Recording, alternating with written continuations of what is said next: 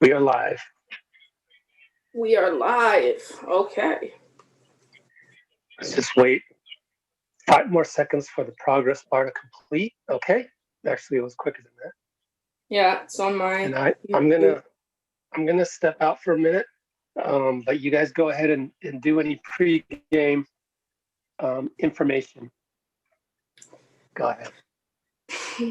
All right. So, what Gabe and I had started to discuss. Oh, wait. Introduce yourselves too. This is Poor Man's Commish, Warriors Credential Insider, back on the YouTube, and I have some news later from the Kerr pregame, but you guys will probably already talk about it.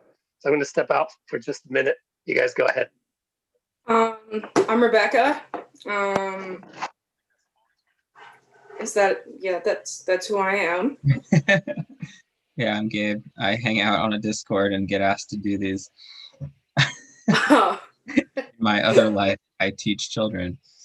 I am a student. I am a child that is still taught. So yeah, what's interesting about this game? So I think to kind of talk a little bit what we were starting to discuss, which is lineups, who's available, who's not. I think for anyone that doesn't know, COVID is hitting the league hard right now. There were actually discussions of potentially shutting down for about a week or so, giving things to calm down. The league has put in new regulations, no more hugging other teams' players on the court. Unless you're in the game, you have to have a mask on. No outside non-approved personal guest for players will be allowed in the hotel now, and then they can't go out to eat at restaurants anymore, even off the approved list. So going through that, there's obviously questions about, who's playing, who's not. These actually are two teams that, knock on wood, have not been struck hard yet. I know the Heat are going through it tonight. We had 8 guys for tonight's game, and that was a wild game. I'm so mad. The refs literally took that from them at the end, and I know we made rookie mistakes, but we had that, and then that travel or the carry by Joel Embiid, I cannot. But either way, COVID's hitting hard. But the only player, I believe, so the only player on the Warriors tonight that is out is Pascal. Technically, he's in COVID protocol, but that does not mean he's been tested positive. We don't know what that means. Basically, when a player goes into COVID protocol, we don't really know what it means. Specifically, so we know he's in COVID protocol. That could have just been due to contact tracing. That's usually what it has to do with. So he will be out tonight. And Juan Testano has been activated from the G League team that isn't really playing, from the G League, on his two-way contract to play tonight. So, Gabe, how big of a difference do you think that's going to make? I mean, Pascal's been balling off the bench. Yeah, I think it changes a lot about how that second unit is working. Pascal's been really kind of a revelation this year as far as anchoring the offense of that second unit, playing as a small ball center, which I really had no expectation that he'd be able to succeed in that role. Toscano is good at things, but they're not really the things that Pascal's good at. And so it's not an obvious replacement. I mean, positionally, like, he's fine. Defensively, he will probably be better than Pascal. But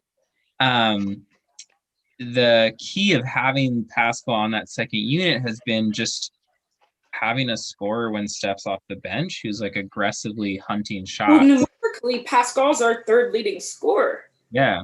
Behind Curry and Wiggins. Yep. Yeah. So what it's going to mean is for them to still, make those second unit minutes productive, it's going to have to be kind of either Wiggins just taking an extra step up in his production, or just kind of everybody chips in a little bit more than they would normally chip in kind of thing.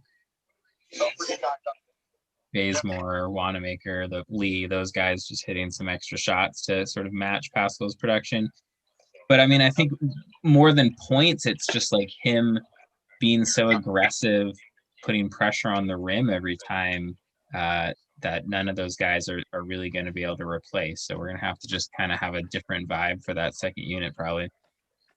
Yeah, I think it's definitely going to be an interesting one to see, because he was averaging 12 points off the bench while also averaging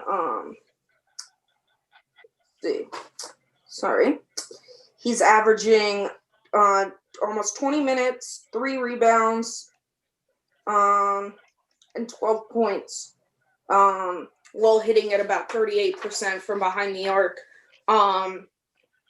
So it just definitely does make it a little interesting for the second unit. Although we've seen a lot of other guys in the second unit recently take a step forward. Wanamaker, his production early on was not great. We saw he had his probably best game of this season the other night. He had 7 points, but also hit 2 threes, or 1 3, but like really important ones. It might have been the game before that I'm actually thinking of, that he had played even better. But either way, he's taken steps forward, and then we've all seen how well Bazemore has been playing lately. And Damian Lee, of course. So it definitely is going to be a test for our second unit. Yeah. Yeah, Definitely. and I think one possible thing that is interesting with that, just rotationally, is the possibility of Wiseman just picking up some of those minutes and maybe playing him more with the second unit as their center. And because the last couple games, he's barely really played in the second half, and Kerr's kind of just let him do those first few minutes stretch with the starters, and then he just never shows up again. And so maybe if he's playing well in the first stint that he has on the court, Kerr goes to him more in those minutes rather than just continuing to go small. All right, I'm back. He's back. Got lucky there. I accidentally hit my earbud and turned it off. And I thought I lost you guys in terms of hosting the whole chat. No, I just transferred the hosting to Rebecca, so she's on the power now. Oh, thank goodness. Okay. Do you want me to transfer that back now or later? Oh, sure. Because I'd like to put my my other iPhone on the I didn't even notice. To balance it out. Cool. Other things we didn't mention is just Oladipo being out for the Pacers. So he's been kind of up and down this year anyways. He's kind of having a rough transition back from his injury last year, but it's just another piece of the puzzle tonight. They have to start. I saw from a Twitter thing that they're starting a guy named Edmund Sumner, who I've never particularly heard of before. So we'll see how that affects them. I mean, makes it a little more even in terms of us not being at full strength. How do I do this on the iPad? I have no idea. You could just keep it your way, except I'm gonna if you're looking at participants and you can mouse over somebody's, I don't know exactly how that works on an That's iPad. what I tried. Yeah, you can't mouse over his name and then there's No, then it pulls up the chat. Yeah, I don't know how to do it on an iPad either. Are we sure it did? Just keep it. I have no idea. But, wait, never mind. It went back to Rich when he signed back in. Oh. Oh, cool. Gabe So has me going crazy That's over neat. here. it said, like, when Rich left, it popped up a thing on my screen that said, like, Rebecca is the host now. But I guess it transferred it right back when you logged back in. Anyway. So as you were starting to say, yeah, Oladipo is out, which is always an interesting development. He's like been so on and off since his injury. Still not the same, and then, you know, of course, still battling more injuries since like the big one that took him out, I guess, 2 years ago at this point. Little less. And up and down. Lots of them. But then also, who'd we say? TJ Warren? Yeah, he busted up his leg and he's out for, I think, probably the season, right? If not the season, then, like, you know, most. He has a stress fracture. He went through successful surgery the 5th. I don't know. He's out for a long time. And, you know, he had been there like bubble. Was he bubble MVP? I think Dame won the bubble MVP. But he was one of he was on yeah. the bubble team. Yeah, he was killing it. He was great in the bubble. He's not really been there quite there this season, even in his few games he did play. You know, putting up 15 points, but he only played 4 games. Yeah, so the real story is Sabonis and Brogdon, really. I mean, that's their team now. Brogdon keeps getting better. Man, I bet the I bet the Bucks wish they had just paid him and not shipped out all of their future draft picks for Drew Holiday and just continued to have those as trade bait for somebody else. But anyways, he's really blossomed. He's averaging like 24 and 7 right now. And Sabonis has been huge on the boards. Although I think I've heard other NBA analysts say he's the most overrated all-star I've ever seen. But he's certainly a big dude who causes problems around the rim. He's averaging a double-double. Yeah, it's going to be a test for Wiseman and shooting Draymond. 40% from behind the arc, as well as averaging 6 assists. So he's pretty good. Yeah. So the biggest thing here, I think, against him is keeping him off the boards as much as possible, at least on the offensive end. Because obviously that's like the worst thing that can happen is offensive rebounds. Not the worst thing can happen, but it's obviously not ideal. So keeping him off the boards, and then I think seeing where I think watching that Draymond battle is going to be kind of fun because Sabonis is a very post player. They play with the ball in his hands a lot.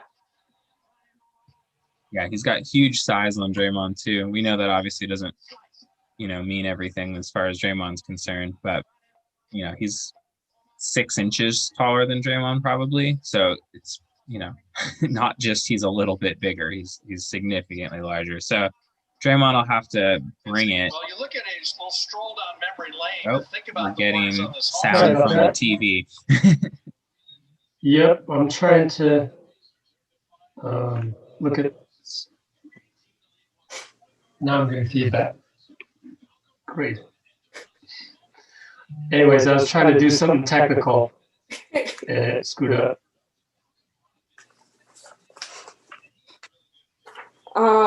It's all good. It's not there anymore. And I guess another important person to talk about, would be that guy Steph Curry. Oh, him. Yeah. Maybe you've heard the name.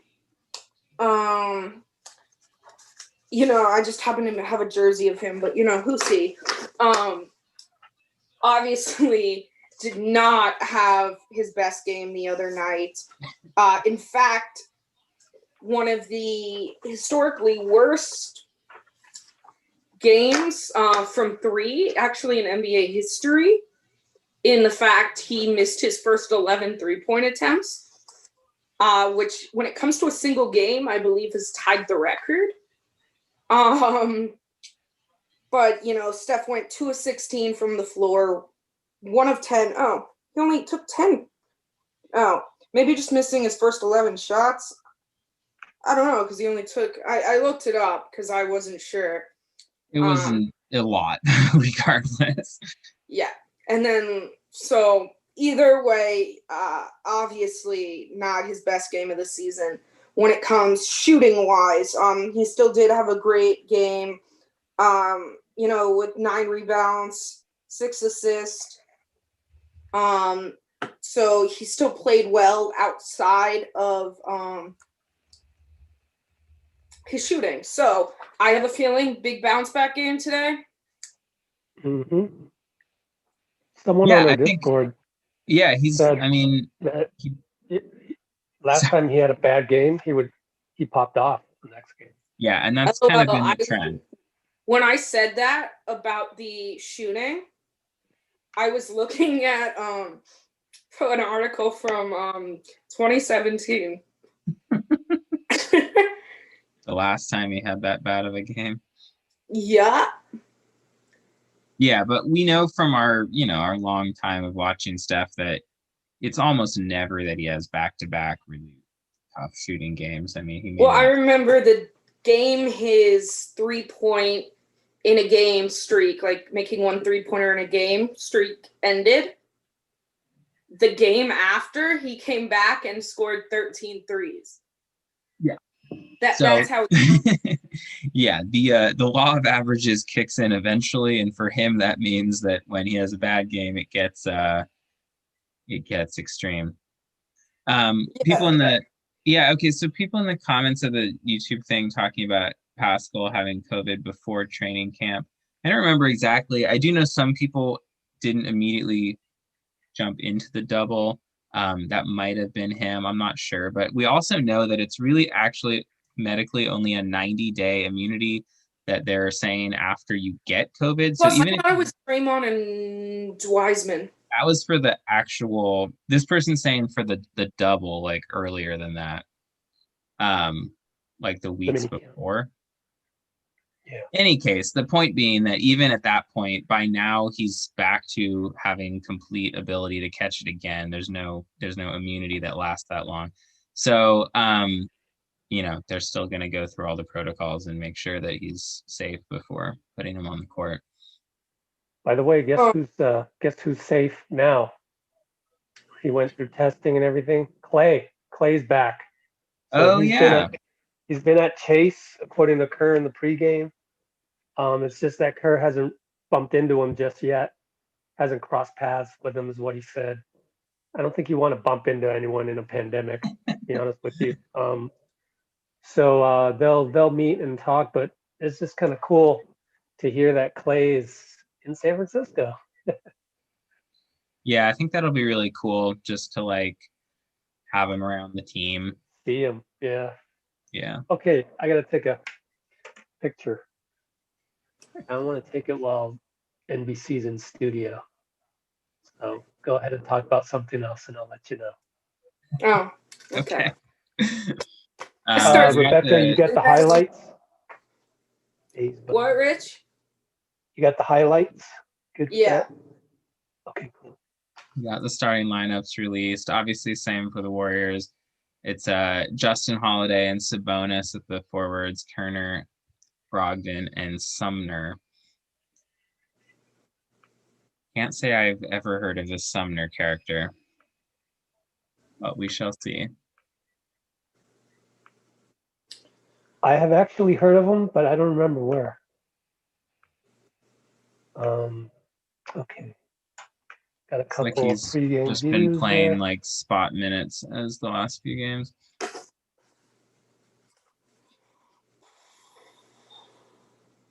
So we'll see. I'm kind of interested just in general. I mean, obviously the game will be fun because it's a game, but I really have almost never watched the Pacers the last couple of years other than playoff games and stuff sporadically. But they're a team that they just don't get really any national TV coverage. I don't find them the most entertaining team to watch. they just don't have like those big names that pull you in, you know. They're steadily pretty good, right? But like, Yeah. Well, I'd watch more Victor, but he's been injured. yeah, He's Man, he played really well in the one-on-ones in Vegas of Team USA, like oh, I'm KD, sure. Paul George, Devin Booker. Man, that was fun to watch. And then it was like, wow, Victor Oladipo's got some moves. Pretty cool. Just saw that Yeah, I LeBron. remember, yes, Sorry, go ahead. I was just however going to many talk. seasons ago it was. I think Oladipo's first game or first year in Indiana, he took the Cavs to 7 and Wow. probably should have even won that series. Yeah, that was that like lame duck last Cavs year when it was really just LeBron carrying in a way that was ridiculous after Kyrie left. Yeah, speaking of LeBron, did you Yeah, see but his no look 3? I was just gonna reference that, and then he after the game he He said, credited not yeah, he Steph. credited Steph. Yeah, Did you see his quote for it though? what the 10 times out of 9 it's going in for Steph. That's hilarious. You know, credit to LeBron. He's really pretty good at giving credit to the guys when it comes to stuff like that. Oh, and Draymond is hanging upside down from the basket. Again? Yeah, he did Is that that before. today? Oh, Clay is always does apparently at the game. He's apparently sitting behind the bench this game. You got that on a tweet or you got multimedia? Yeah, Slater just tweeted it. Okay. Will sit. I don't just emerge from the tunnel. That's cool. Be nice to just see him in the crowd. I miss Clay. Oh man. Yeah, just to see him is amazing. Okay, time to take that picture, guys. Ready? All right. I can get away with this. Here we go. All right. 1, 2, 3. Okay. As we get ready for tip. Now I'm the one that looks funny, but oh well. Move on. Getting ready to tip. Text myself the link. I'm sure the camera will show Clay at a point. Oh yeah. Lord. It'll be interesting to see actually where they put him because of COVID and all. Oh, there he is. Oh, I missed it. Where was he? I'm on the national broadcast, so Yeah, I haven't seen Where him was yet. they couldn't really show him perspective, but he was sitting on basically on the bench. Yeah, he's in Okay. that group. Oh, now he is. Oh, we've got to get synced up possibly. Yeah. Well, let's wait till we all tip and then we can see a game clock. Yep. Oh, I tipped. Okay, well. 4, 53, 52, 51. I paused it at the foul. So I'm at 11:45. Okay. Okay, cool. Wiseman draws a foul on Miles. Good job, All right. James. I just got there. Okay, so I got to pause for 2 seconds, right? A little bit more. Because okay, I just inbounded. Yeah, I was gonna say we can keep syncing up when the clock gets back in. I think I'm still I'm like a second behind you. They just inbounded. Uber is dribbling around. Don't think he was aware of the shot clock there. At first I thought he was, and then he drove and seemed like he didn't know. Yeah. That's tough because when you catch the ball there, you can look right at the shot clock too. Yeah, that's why I thought he had seen it. Yeah. I didn't know that the Nate Gorkin, the new coach for Indiana, was a Santa Cruz Warriors coach for a while. Did not know that either. Oh, actually, yeah, Stripes may have heard of that somewhere, but generally speaking, I wouldn't have been able to tell you that. Yeah, Sabonis pretty much made that happen.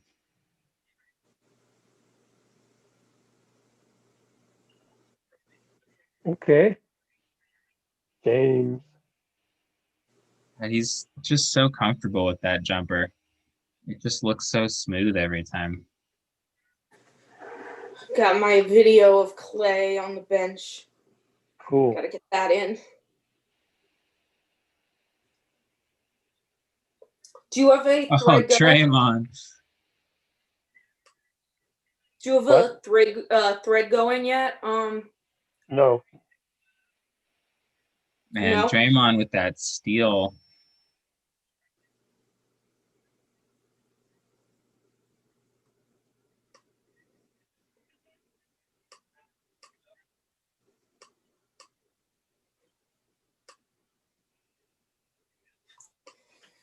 Wiggins short on the 3. Bonus bringing it up.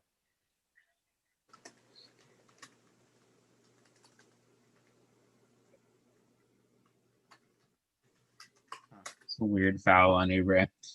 Still 3-2. Pacers up. One of those things where the defender just gets kind of stuck on the guy setting a screen and then cutting and ends up getting a foul. Nice poke by Oubre. So Wiseman's guarding Sabonis, it looks like. That's twice. Yeah, that's twice that Sabonis has just spun on him and gotten to baseline. They closed out better that time. Hey, Oubre gets a nice roll on a shot. Another kind of a push shot. Yeah, he likes that shot, and it has not worked for him very often. You also saw him hesitate on those first 2 possessions on the 3. Yeah, I mean, if he's driving aggressively, that's great. Okay, decent closeout there with Wiseman. Sabonis is an okay 3-point shooter, but if that's what he's doing rather than being on the post, you would prefer that. And then we get a foul on Sabonis on the other end.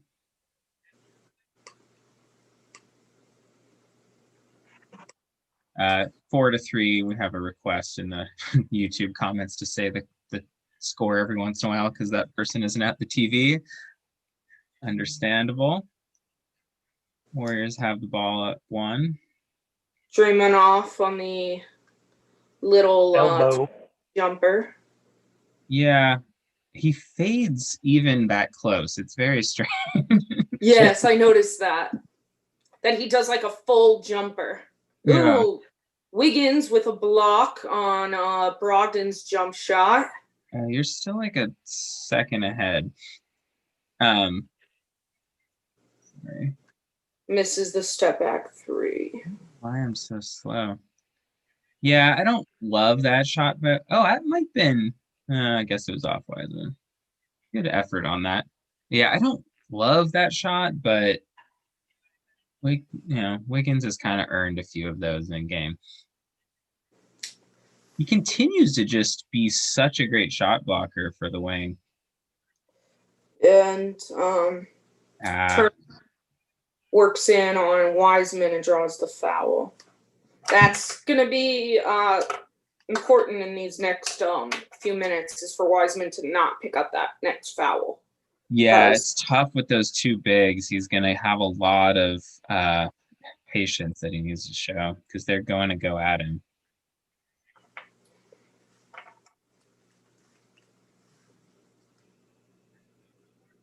One more free throw.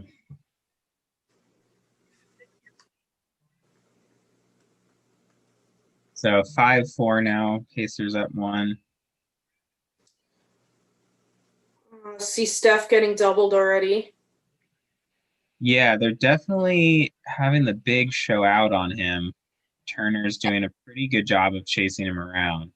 Oubre drives and gets another floater kind of runner to go. Nice. Yeah, I like that move by him, and he's been doing it pretty consistently, but he just has not had the touch. Draymond called on the reach.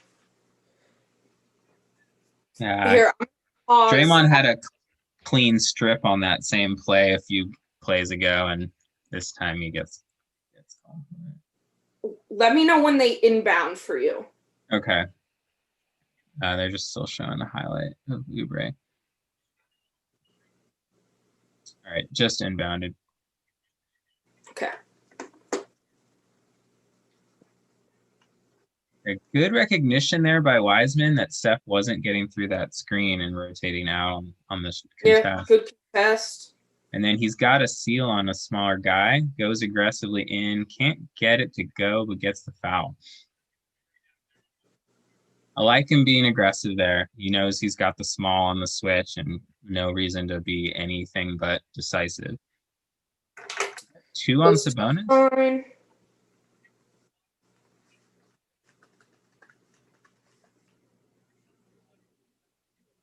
Oh no, they called that one on somebody else. So just 1 on Sabonis. Yeah, they're talking about his mom being in town, which is kind of cool. Today at the morning shoot around, Wiseman was really happy to talk about that. Also happy to talk about the fact that he plays NBA 2K and he wants to bump his own rating up, so that motivates him to go. And so there's like a circular thing going on there. But then also that his mom has a Shih Tzu and she takes that dog everywhere.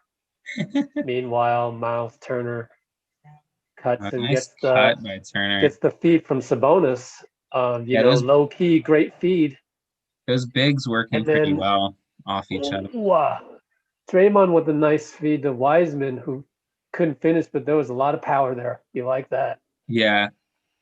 Yeah. Draymond, as usual, the only one who's really clearly seen him on those. Yeah. But they'll get there. Weird that Wiseman has been missing a bunch of free throws. I mean, that was just really good hands by Turner to block that on the way up. But for someone whose jump shot looks so clean, it's strange. Oh, I wish Wiggins had made that because that was hell of an assist by Steph. He pirouetted in midair.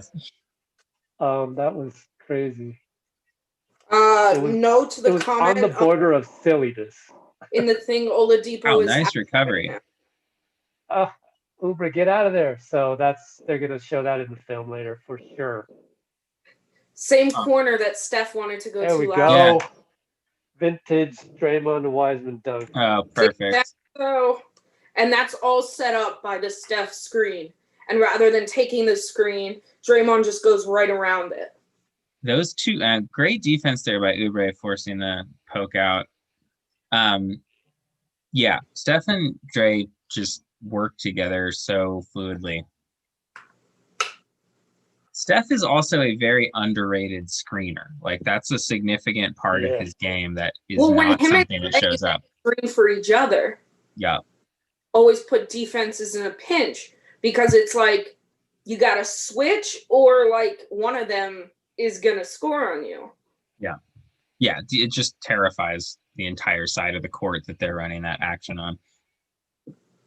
And then, like we saw in that play, they both stay on Steph because they're nervous about losing Steph on if he cuts as the screener. So Draymond's able to just go right around that and then, draws out the defender, and Wiseman wisely, no pun intended, knows where to go to get the ball. Yeah, I think I've seen, it's hard to know from game to game because honestly, because he's not playing that many minutes, so it's just small sample sizes. But I feel like he's getting better at just that sort of read of where to be, so to create those sort of moments, to sort of slide to the dunker spot when you see Draymond driving, just to make himself available. Yeah. Whereas Oubre is still not learning where to be. Yeah, I think it's just going to take him longer than usual.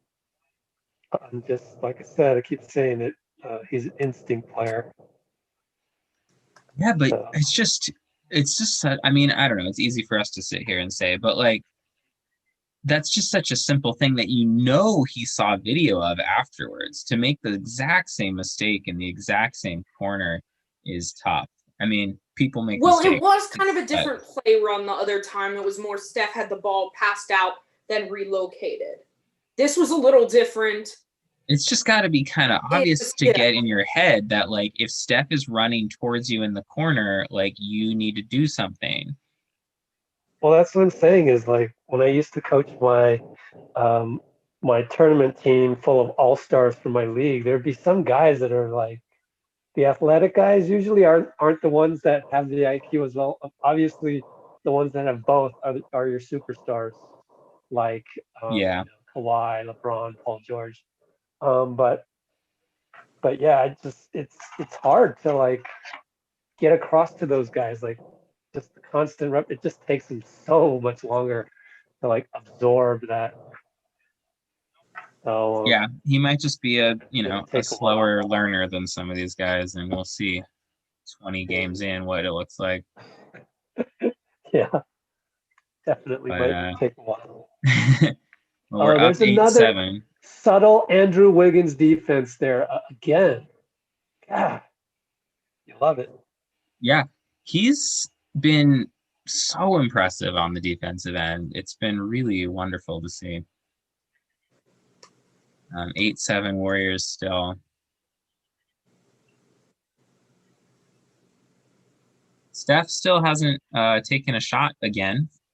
We'd like to see him get a little more There we aggressive in this go. game. Oubre shoots the 3 and he makes it.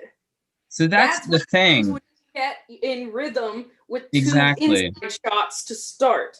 Yeah, he's seen the ball go in a couple times, and then also the All shot right. he took was an in rhythm off the catch, like perfect pass from Draymond. Great steal there by Steph. In the exact right place. Oubre hesitates on that one. Gets I it think to I'm a second ahead of Wiseman. you guys. Better look. Yeah, I think you're still a second ahead of us. Yeah, great. So Oubre looking, other than that one clunky corner situation, That was looking. Wiggins, wasn't it? Yeah, that was Wiggins. Okay. Oubre doing a lot of really positive things other than that one moment. I think people are going to meme that moment. I see it already on Twitter because it was like that, exactly the same kind of scenario. Oh, he's gonna get beat up for that. It's already on there. Oh yeah, I just saw a bunch of people over it. But Oubre he's already just draw foul. Yeah, he got elbowed. Yeah, he got elbowed in the face. Yeah. So he's been really good on defense. He's already caused a couple turnovers, and he's been scoring. What the heck just happened? Yeah, what the hell did happen? I'm really confused. Palming? The ref went like this. ESPN says inbound turnover, but like I don't know what that means. And like that kills me as the Heat like lost, on a palming play.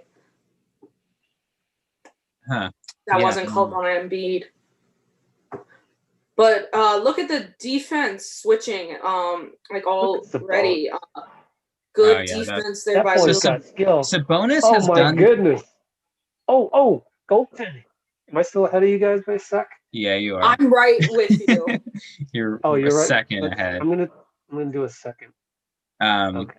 Great play by Draymond. Immediate recognition. So first you have the Sabonis spin around the baseline. Almost a walk on Sabonis. Yeah, he did that to Wiseman twice, and didn't shoot. He opted for the pass.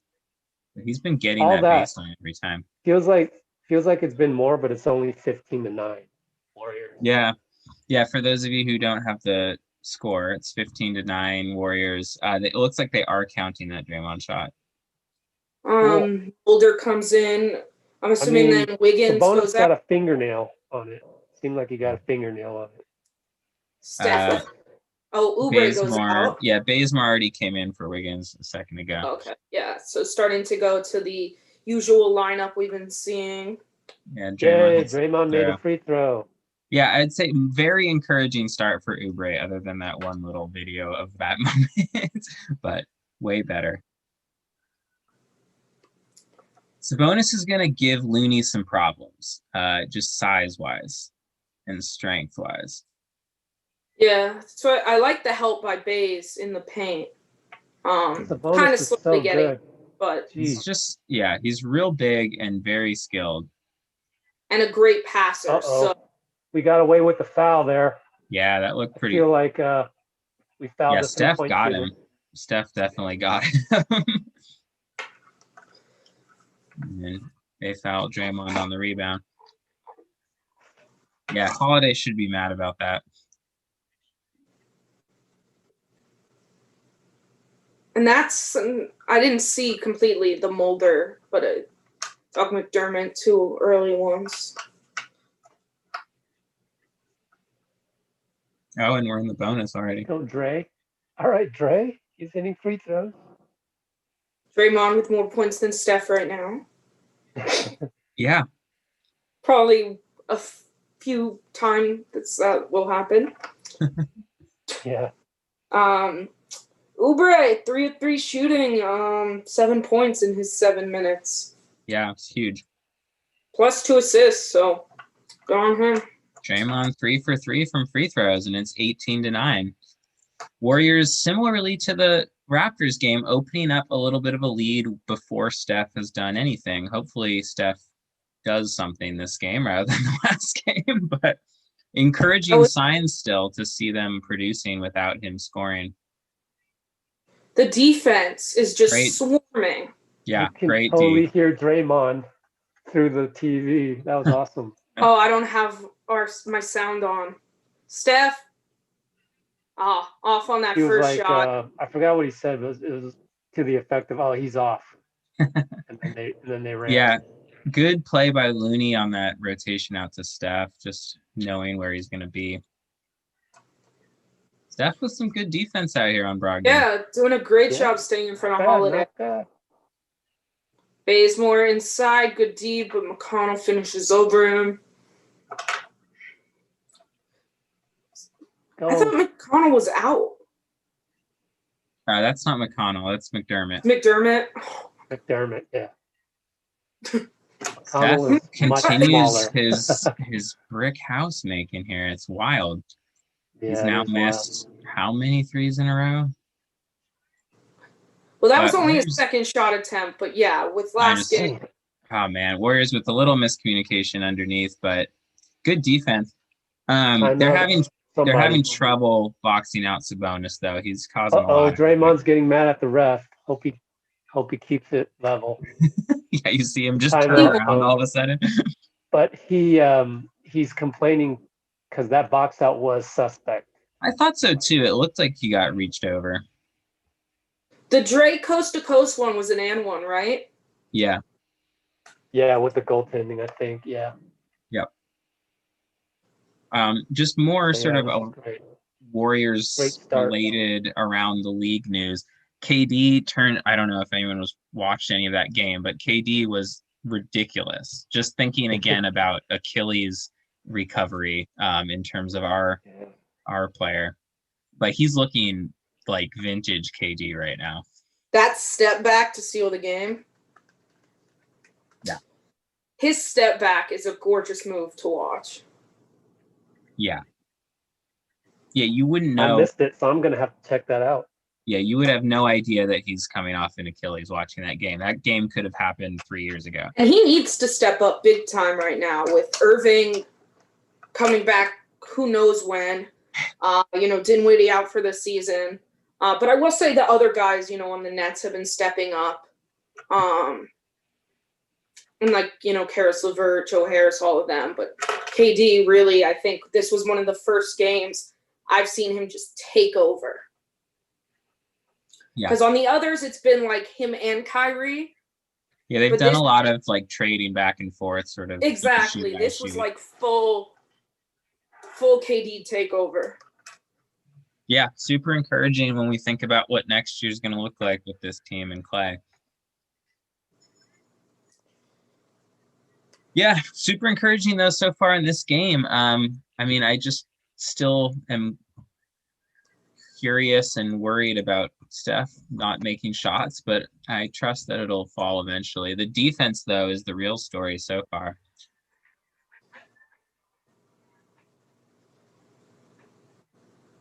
And I think Wiseman got victimized a couple times by that quick spin move by Sabonis, but otherwise I thought he's been holding up defensively a little better this game, sort of reading the pick and roll a little quicker.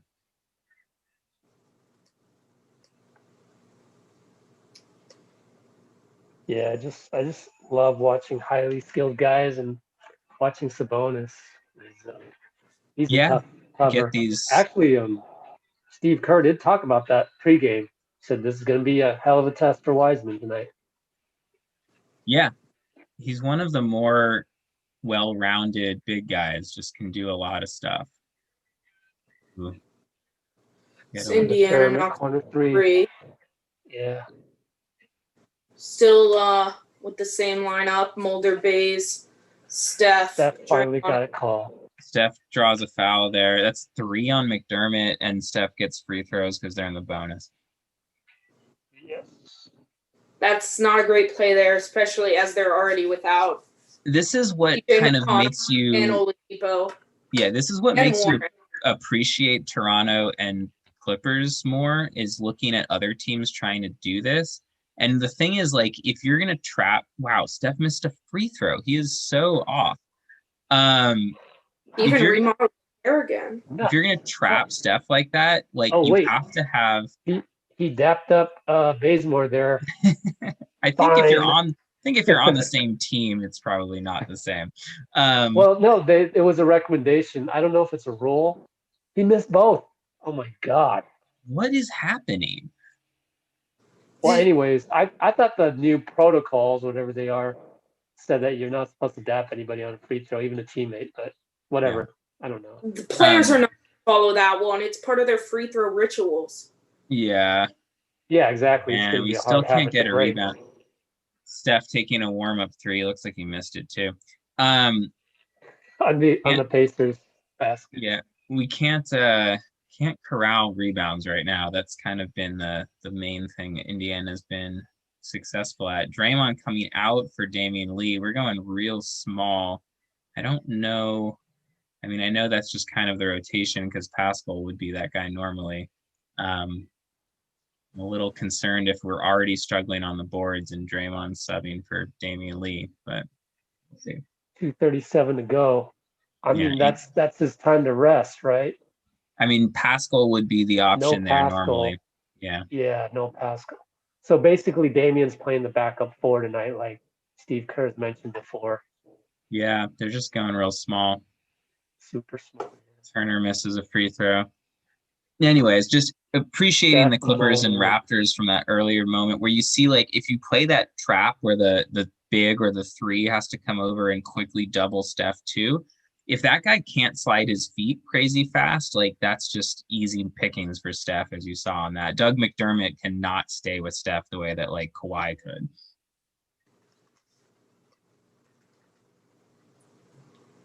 Looney with this sort of slow decision there. He had Lee wide open on the short roll, but he kind of decided he'd dribble in and then pass out, and that gave the Pacers time to poke it out. I feel like he needs 20 games, all 20, to get back into the groove. Great pass by Steph. Looney corrals it slowly, but gets blocked. Yeah, he's like a millisecond slower, or 0.2 seconds. Yeah. Oh, barely missed. Oof. Still stuck at 18-15 Warriors. There you go. There you go. Yeah. There we go. He's just got to start seeing the ball go in a couple times. I was just happy the foul was called. Yeah. Right? The one thing that I've noticed in the Toronto game and so far in this one too that has sort of held him back beyond just the weird shooting performance is he hasn't been getting to the rim the way he was in those few games previous. Against Portland and the Clippers, he was getting a ton of layups as well. Okay. Against Toronto, the problem was, it's because actually of their 2 bigs, not necessarily on them being outstanding defenders, but they're good defenders, but Turner often has been leading the league in blocks. So, and then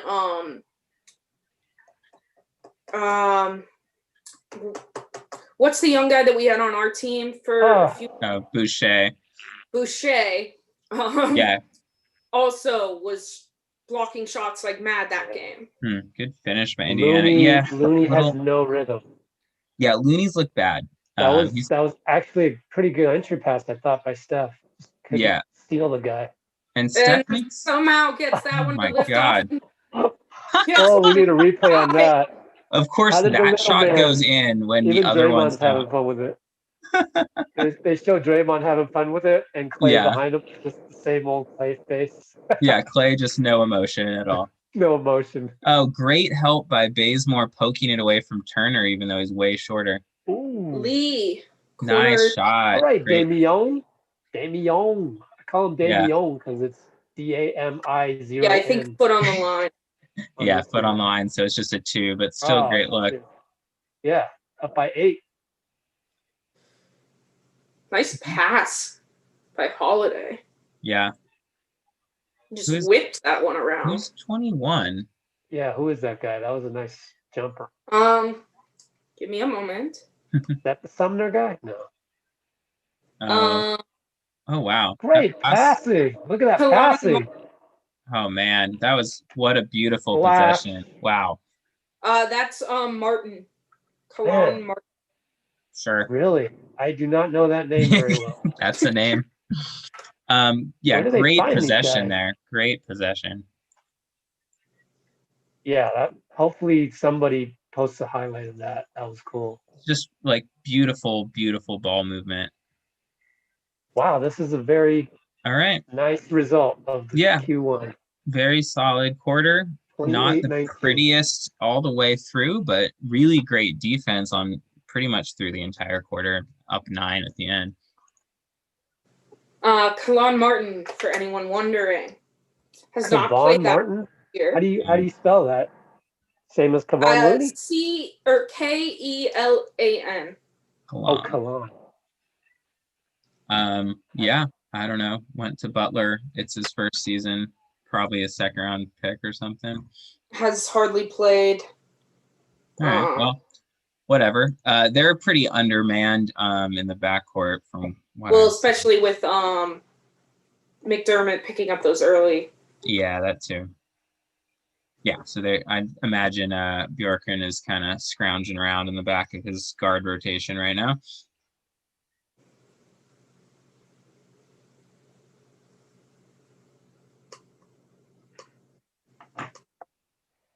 Just posted a TikTok of Clay pregame video of Clay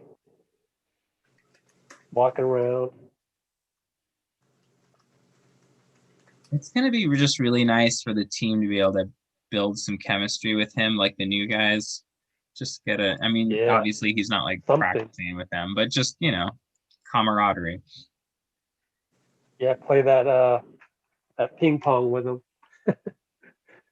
I don't know. Can you play ping pong with an Achilles? I guess, yeah. As long as you're not trying to move. Still can't with that make by Steph under the basket. Oh, wow. Yeah. James Harden with the very open demand for a trade. Oh, really? What's the here's his quote. He said, "The Rockets are just not good enough. I love this city. I've literally done everything I can. This situation is crazy. It's something I don't think can be fixed." And then he walked off the podium. And then he walked away. Oh, wow. Okay. So, he didn't literally say, "I want to be traded," but like that's that's pretty close to being, "I don't want to be here anymore." Yeah. Yeah. So that then opens up all the conversations. Yeah. Ugh. I swear to God, if anyone in the comments part into the Warriors, no. I know, right? Is 6-4 good enough for people to just not comment on that? Good Lord. And then and did you see how how big he looked pregame today? Oh yeah, that was not encouraging. He looked obese. I mean, that was important weird. here for just thinking about the Pascal minute situation. Wiseman is opening up the second quarter as the second unit center, and immediately gets foul on an and one. Yeah. That's that thing that I just cannot stand. If you're gonna do something right now he's very, very angry at himself. Yes. He did a good job on the initial action, and he's just also slow. Who was that anyway? Kalon again? No, that might be Sumner. I think that was Sumner. That was Sumner. Oh, wow. I mean, that was pretty good body control by Sumner. to go up against a 7-1 guy. The thing that Wiseman there, oh man, Wiggins, right idea, but just way too fast of a pass for that close quarters. No way Wiseman's going to be able to catch that. But at least he's looking for him, which I didn't see a few games ago. Yeah, Wiseman on that foul, he clearly understood, like, I am supposed to be vertical, but the problem was he was inside the restricted area, so you can't be vertical, and it doesn't matter. Basically, it was a little late getting there. Yeah. Oh boy. Man, it's a tough drive. Younger Holiday. 2 straight buckets. They need and something right here.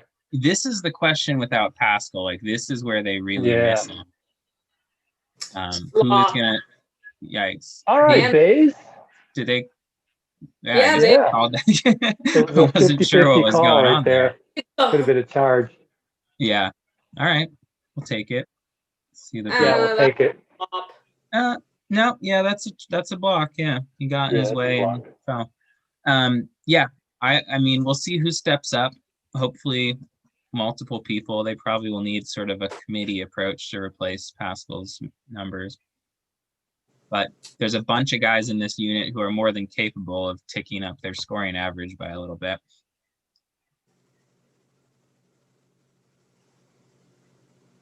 No call on that. Much better verticality by Wiseman, and controls the rebound too. Oh, okay. Nifty moves by Wiggins. Nice passing, but Lee misses. Didn't really get anywhere. Yeah, Lee pretty close contest, whoever that was flying at him. Oh, man. Hey, this Sumner kid is doing things, huh? Interesting. Yeah, I want to say for the people that can't watch, he's kind of like, I don't know, Monte Ellis build and speed. Person in the YouTube comments is asking about Jordan Poole. Not hurt, as you're asking. He's just out of the rotation. Yeah. Wiggins has got to be more aggressive than that. Settling for that jump shot. All right. Good. Get something going on here. Still a 6-point lead for the Warriors.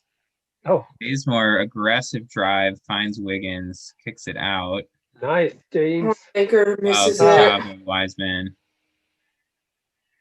Oh, man.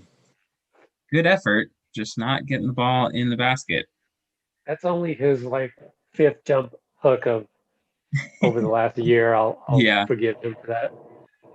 But all these no-names are scoring. Oh, no, that's Miles Turner. That's Miles Turner. That's a big name. That wasn't just another very skilled big. Lead whittles down to 4. Yeah, I mean, this is tough. This unit is going to struggle to score. Wiggins has got to really step up, frankly. Oh, thank goodness. Rising from the foul.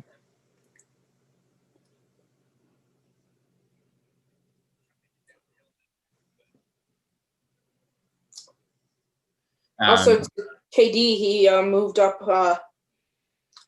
on the scoring list again. Past Elgin Baylor, Adrian Dantley, and Wade. Yeah, I saw Kareem said a couple years ago that he expects KD to pass him eventually. Of course, he didn't expect him to be out years with injuries, but Wiggins off on the first.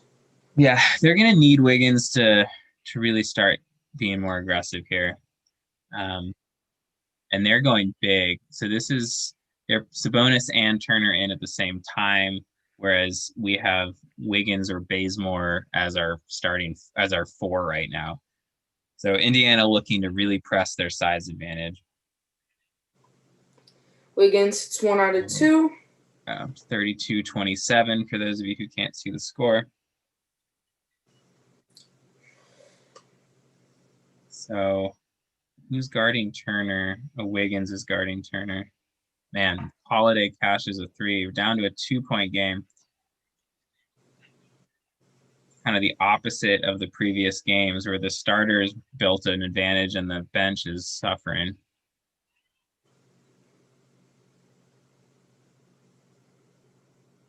Wiggins gets by and to the rim, but Turner Those is are very tough shots. I Yeah. wonder if there's like something he can do to make it a little more finesse at the end. Yeah, we're able to draw a foul at least, man. And then Holiday finishes right on the other end, and we're tied up. Kerr takes the timeout. Yeah, the second unit has been not great without Pascal. Yeah, the whole thing with Pascal, Steve Kerr said in the pregame that he doesn't expect Pascal to be out that long, but then you look at the whole Steph Curry situation in Philadelphia, it was last Thursday where he left the middle of the game. So I mean maybe it's just totally different. And right now he's quarantining. He still has 5 more days of quarantine. So for Steph, that's like 10 days he'll be gone, and probably an extra 2. I don't know how you reintegrate with the team. That's what it was during training camp. It's like 12 days if you test positive. So Yeah. I don't know if it hasn't been no details. Like Gareth Burke was asking Steve, like, when did Pascal go into the protocol? And he said, I can't say anything further. That's all I have. And so we don't know the details. So we don't know if Pascal is in the safety protocols because of contact tracing or what. We don't know. Or if he tested positive, we don't know. I guess we'll find out soon enough. That's Anthony Slater's where he makes the big bucks. He's the one who broke the news. So I'm sure he'll have information pretty soon for everybody. Yeah, I just the random conjecture, Kerr saying, I mean, obviously Kerr might just be kind of being generally positive without any real information, but yeah, that would vaguely indicate to tell. me that it's not a positive test result and potentially just a contact tracing scenario. Yeah. But Yeah, it could be, we don't know. you know, yeah, someone close to Pascal tested positive. We don't know. Could be anything. And Yeah, we'll see. lost my train of thought. But yeah, we'll just have to see what comes up. Oh, my train of thought was that they postponed another game tonight. And so I went back in my emails to do a search on postponed. And there have been, I've gotten 4 emails from the NBA saying they postponed a game in the last 2.5 days. So since Well, a lot of them January are the 10th, same 4 teams, days. it's been a lot of the same couple teams. This is the problem Yeah, though, and Boston. this has been what's getting discussed a lot, is like the NFL had these same issues where they had, a lot of positive tests in clusters and stuff. But you have a week between games, and so there's a lot more time to solve the contact tracing before the next game. Wiseman with the aggressive move, which I love, but Turner really bothers him at the rim. And then there's a foul on the lob attempt on the other end. Oof. I remember watching so many workout videos of Andrew Wiggins, and one of the guys he was working out with was Cassius Stanley, I think. Well, I got to take that back. I'm not sure. Pretty sure. Chris Johnson, trainer down in LA. But don't quote me on that. But I just remember hearing about this guy, like this insane vertical, Cassius Stanley. Yeah, I remember reading about him leading up to the draft as like a That was an incredible almost alley-oop just now. Yeah, he was like a possible second round target for a lot of teams, and that was the book on him, was just crazy vertical. Those not able to watch. Looney checked in for Wiseman. Oubre. Another. All right, Oubre he just gets all of his threes in one games. He has single games where he hits like 3 or 4. Four from the field. Right. Yeah, very encouraging to see. Closeout by Wiggins. Another great closeout by Wiggins. Good box out by Looney on Sabonis as well. So yeah, and to try and increase the defensive attack again. Oh, want to make a nice crossover. Blocked. Yeah. Turner's causing a Okay. lot of havoc down there on the defensive end. Let's go, Good guys. job by Lee staying in position. Yeah. That was a weird fast break. 7 that they minutes ran. Oh. to go. Very weird. Yeah, 1 point lead by the Warriors All for those of right. you who don't have us. Looney with the push shot. Hey, Okay. Looney. Sure. Looney Tunes. Wanamaker. Does he force the over and back or get called for Timeout, I Oh, think. was that a foul? Oh, okay. Yeah, I think Pacers called a They timeout. had to call timeout. Okay. Yeah, great defensive pressure by Wanamaker. Hey, maybe Steph can come back in at this point. I have to 6:53 go. imagine it's coming really fast, if not in Yeah, this. just throw him in right now. 'Cause Timeout, you know. The offense has looked really broken. With no Steph what? and no Dre and no Pascal. Yeah, it's struggled. I think you just kind of have to have that one person to kind of initiate it, that one kind of big. And the problem was, I guess on this team especially, is because the Pacers are a big team. I mean, you have Turner on the inside, so not having like a big guy in your second unit is tough. And at this point, though, Wiseman is not completely there and is still learning and growing, so isn't full time, you know. Yeah, and they So, just don't, without Wiggins stepping up and taking that initiator spot that Pascal had kind of settled in, where he was the aggressor on that unit, and the others were kind of reading off of him. I think he did try and be a little aggressive. He wasn't hitting his shot. And then other people weren't hitting theirs either when he would pass it out. Yeah. But yeah, I imagine, I mean, obviously super exciting to see Oubre hitting some shots, and then I imagine we'll get Dre and Steph, if not immediately following this timeout, within the next minute. And they looked pretty solid. I mean, that was working, although Steph still not shooting cleanly.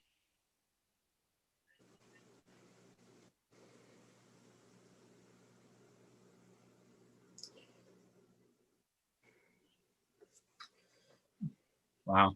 all right, I got some. When you have a chance, watch that James Harden press conference clip.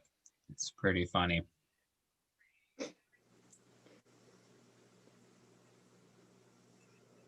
There's the virtual fans. I know I do. Dub Hub. I'm mad I missed Educators Night. I didn't realize I could have gotten on that screen last game. Are you sure it was? I was gonna say, are you sure it wasn't Educators Night asterisk must have paid the $30,000 down payment thing? I think those two sentences rule each other out. I know, right? It's for you know, it's for what do you call it? Oh gosh, chancellors of Ivy League schools. Yeah, by educator we mean like the leaders of the UC system. Or educators whose spouses are tech billionaires. Sabonis loves that spin. It looked like he kind of shuffled his feet a little bit, but got the goal. Misses the free throw, though. Oubre gets it. Warriors still up 1. No Steph or Draymond, as we kind of were theorizing, but they'll be in pretty quickly, I imagine. I'd imagine. Wiggins getting downhill on Turner, gets stripped. Warriors keep it, though. Turner has been a problem as a rim protector so far. Also, that ball movement play from the end of the first quarter finally made its way onto a Twitter highlight. Nice. Lee cashes the pull-up 3, puts us up 4. Wow. And I think I saw Steph getting off the bench. Yeah, that highlight was not even from a popular. A few popular people did finally put it up, but only in that like little Oh wow! Hate that. Yeah. Great little move by Damian Lee on the floater. Yeah. Steph setting up to check in. A nice little floater like that is such a pretty move. Oh man, Turner is big, but they poke that it was out. Pretty cool. Oh yeah, wow! Wiggins poked it out. Somehow the man. But then Wiggins with a block. Great defensive efforts by Wiggins across the board, and then aggressive drive gets right to the rim and fouled. Really great sequence from Wiggins. And this will bring Steph back in with the stoppage as well. Love to see Damian Lee getting a little aggressive there too. He was looking for a shot on those last couple curls. They're running him off curls with Looney, and he's looking to actually score off those. I feel like earlier games he was a little more passive. Draymond and Steph both coming in. I'm imagining that's Wanamaker. Yeah, Wanamaker and Looney out. Although it looks like Looney is, I see. Looney's going to check in for Wiggins. Looney's at the scores table to come back in once Wiggins usually shoots. Goes out for about 2 or 3 minutes and then comes back in. I see. Yeah, I was wondering that the Warriors were going small again, but it looks like they're not. Wiggins misses the free throw, though. Warriors up 7.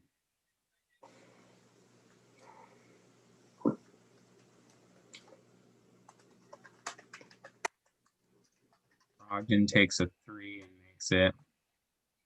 Draymond a little slow to cover on that. Let's see if Steph can get a little bit going here.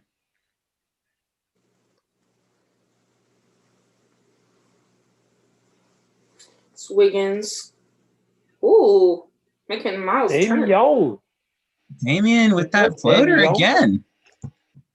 Yeah, that floater is such a weapon when you're a shooter because you can pretty much always get to that spot if they have to guard you that close at the line.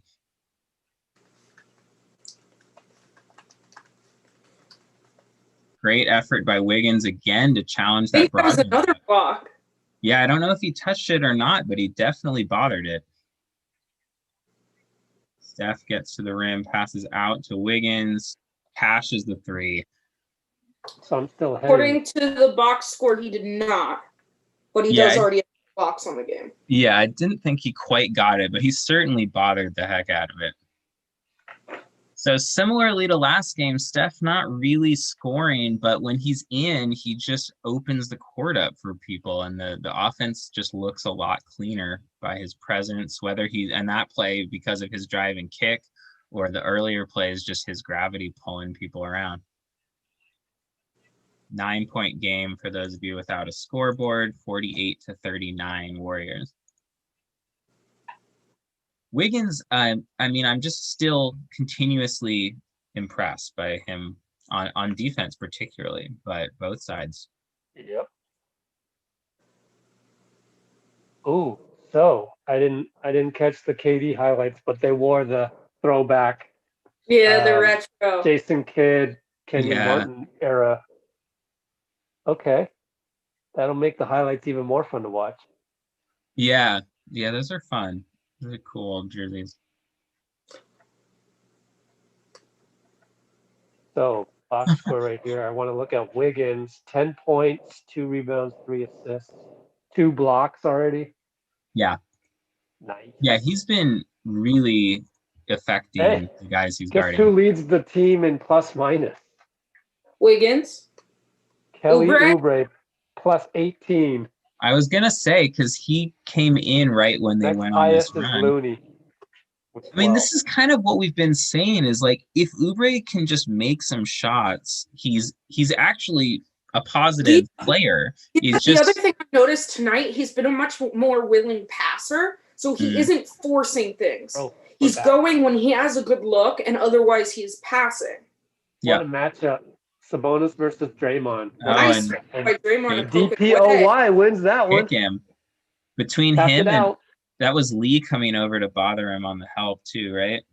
Was that Lee or Oubre? Maybe it was Uber. Oh, I was know. looking I away for don't a know. second. Could have been either I one just of know them. Draymond was awesome right there. Yeah, Post anyways, both of them great. There you go, Oubre, setting the Lee turnover. But yeah. Yeah, Oubre better recognition over there, but they turn it over. wait a minute, guys. What's going on here? Yeah, one of those holding Jeez. screens that doesn't get called, but if those got called, Bonus again. Draymond Impacting. would never be able to play if they called that. So back to 7. Yikes. Yeah, that I don't love, although he's probably feeling himself a little bit. And it was a little lower in the shot clock, Oh so my it wasn't goodness. like People. hot. Couple breakdowns. Okay, yeah, the defense breakdown there is it's Timeout? yeah. Okay, I mean, yeah. Yeah, they can't leave Lee. Pacers get lucky there, but that's the advantage of having Lee is you can't leave him that wide open. And the transition defense is straight up trash right now. He missed. Yeah. Pacers looking to push it.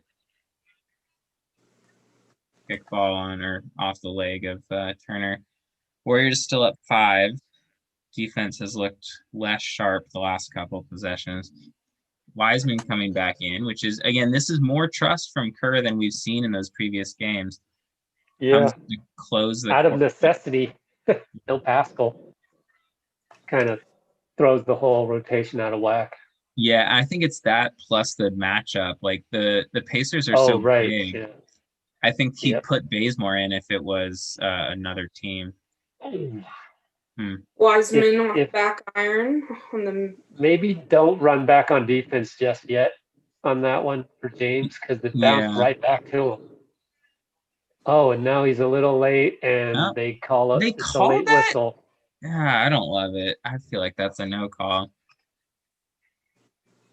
Let me see. Here's the replay.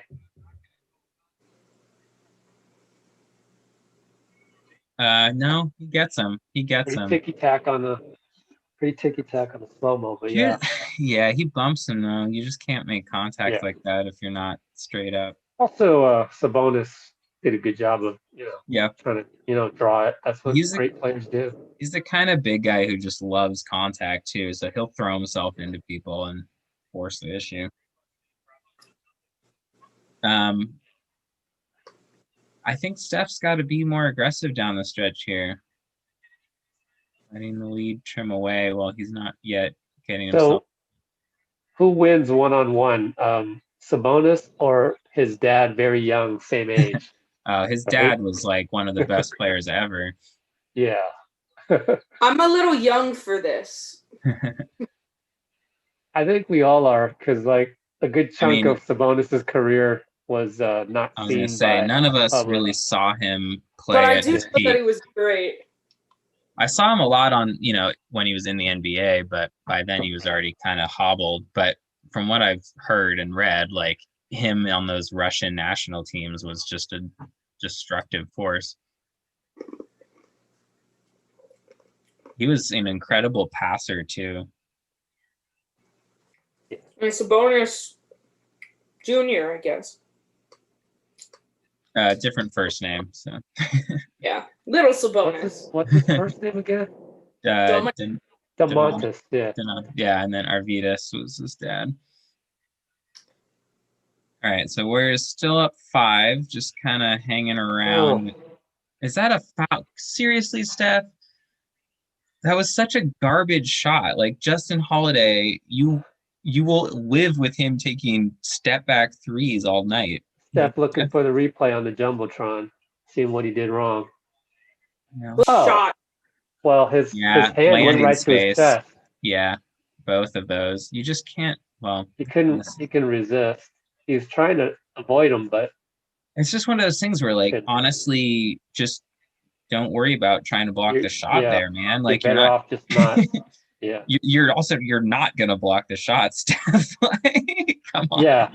you're just better off just not Yeah, just kind of lunging. stand there. Just don't lunge. Yeah. Because that guy's not going to hit that step back three. That's not his game. All right, 3-point game. Steph finds Oubre in the corner, who pulls a three, hits it again. Oubre's feeling himself. See how unselfish Steph is there? Because he easily could have hit the 17-footer elbow. Easily. So wide open. But he knows Oubre's hot.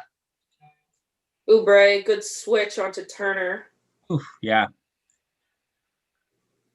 Up 6. 1 minute. Warriors chant being piped in there. Lee open on the three. Can't find it. A Bad garbage foul by James. Really bad foul.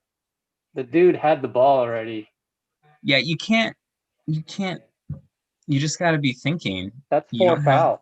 You don't have those fouls to give up on chasing offensive rebounds. Not good. Now you have to take him out. I guess Wiggins is coming in for him. Go small. Yeah, I mean, you have to. You can't play Looney until he falls off. I think they just are careful with Looney's minutes because I think Draymond will play with 5, which is tough against this team. He's keeping Wiseman in there. Okay, we got a learning moment here. I imagine. Oh wait. All right, now he's coming out. Okay. Maybe it was one of those things. Yeah. Maybe somebody told Curry, James has 4 fouls, right? Like, oh shit, what? Okay. Yeah. And he's having a teaching moment for sure. Yeah. I mean, is that? I thought for a second that was Monte Ellis in the background, but maybe it was just somebody who looks like Monte Ellis. If I'm Monte, he's not employed right now, right? Just stay home. Oh no, I mean like on the cameras, the dub. What a pass by Draymond. Oh. On dub. Wow. Really Shooting dumb foul. foul. All right. Bailed him out. They called it on the shot? We'll take it. I'm not sure. I think we're in the bonus regardless, but I mean, I don't know. That's easily a shot where Oubre would potentially. No, I don't think they called it. That's a bonus. That's gotta be a bonus. Yeah, okay. I thought maybe he was a little more in his motion by then, but definitely not. Yeah, so this is Oubre's best offensive game. Oubre was going back to that corner because that's where he's hit his threes. I mean, that's where he's gonna live if he can just get a rhythm going, like he has this game. Is that Band-Aid from this game when he got elbowed in the beginning? I believe so. Yeah. So he hits both free throws. Warriors up 7 with a minute to play. Here we go with the pressuring in the backcourt. You love it. Love watching it. Yeah. They're tough. Look at Oubre. He's basically playing free safety. Yeah, they're going zone, it looks like. Yeah. Like a 1-2-2. Oh, chance to get that one. And Brogdon sneaks out. Oh, man. That's a tough shot. At the buzzer, even. Yeah, they played that lefty pretty perfectly. One more. Okay. Nice. Wiggins just rose up and got in between 2 guys. That was pretty. Because I was thinking, hit Steph in the corner. No, I was thinking the same thing. He didn't need to. Yeah. All right, up 7, 10 seconds. Pacers have the ball. High screen with Sabonis and Brogdon. Wiggins playing him well. Traveling. Yeah, great play by Looney. Hey, 2 seconds. Yeah, gotcha. Just closed quick enough to make Sabonis get a little stumbly. Gotcha. All right, 2 seconds, 7-point lead. Let's see if Steph can get a look. Oh, it goes to Draymond. All right. Yeah. Oh. That was just funny if he made it. Wait, where was Steph? Was he doubled? I don't get it. Yeah, I just didn't really. He was having trouble getting open. Kind of wanted I think to see the Oubre just wanted to make sure he got it in, and yeah, that's fine. So you go up 7, or you go into the half up 7. A very encouraging starting unit. Not so encouraging second unit. But that's kind of what we were expecting / worried about with Pascal. I don't know about this. They got Looney on right now before he gets to go in the locker room. It's like, I don't know. It I'm doesn't not make me huge want on to those stick around and halftime watch. interviews. Yeah, I'm not excited by that at all. Yeah, it's let him odd. go. Let him go. Anyways, what were we talking about? Well, just what do we notice? Yeah. Trends that we can think about for the second half. Check out Kelly's plus minus updated. Yeah, plus 16. Plus 16. Next guy is Looney at plus 14. Yeah, that's unfortunately a little bit of a blowback on Wiseman's minutes. He just still is making rookie mistakes. I mean, I think that's kind of the thing. Is what it is. It's tough for a young big man. He's trying to fit him. I mean, you see what Oubre is dealing with, trying to learn a new offense. Oubre, and Wiseman has barely played competitive basketball, like, at all. 15 points, by the way, for Oubre. Yeah, leading the whole, leading Wiggins, both 12. teams. Damian Lee, 9. So those are your top Yep. 3. Yeah, I think. All right, I got to catch up on these highlights. What I'm looking for is I would expect Curry to come out a little more aggressive in that third quarter. Not necessarily always meaning that he's shooting, but just that he's a little more forcing the issue, whether, with looking to drive and kick or get himself going. I mean, he's only taken 5 shots, and I imagine that number to jump in the third quarter as he plays the whole quarter, and that's usually when he finds his rhythm and he plays well. It still hasn't hit a 3, which is bizarre.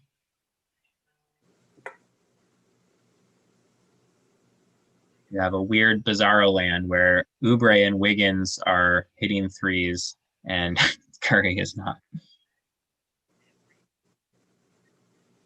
But I think we saw this in the Toronto game, that this is a really encouraging thing. I mean, we obviously would love to see everybody playing well and it all clicking on a high cylinder. But, coming into this game or this year, like the common idea was basically like this team needed Steph to go thermonuclear to like have a shot. And that's clearly not the case. Like we clearly have a much more. You just George Bush the nuclear. Thermonuclear. But anyway, yes. That was definitely the thought that, Steph had to just always score 20 plus for them to have a chance.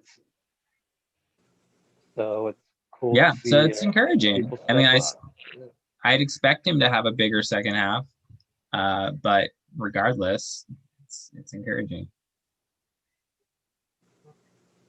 Also, just on the note, I just thought I'd look this up, but on the note of Wiggins hitting 3s, I thought I'd look at his percentages so far this year.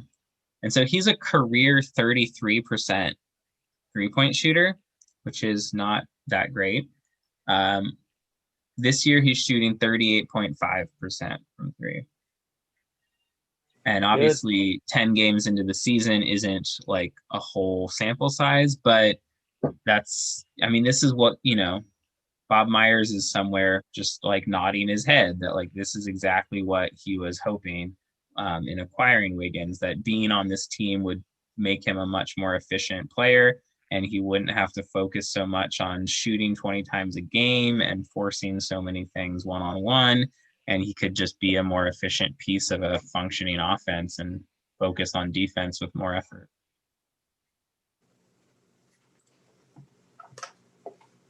Yep. And we're seeing all that. His free throw shooting is the best it's been since he was like a rookie almost. And I don't know why that is, but things are weird. He was in the 60s in percentage wise and from free throw the last several years, which is really bad.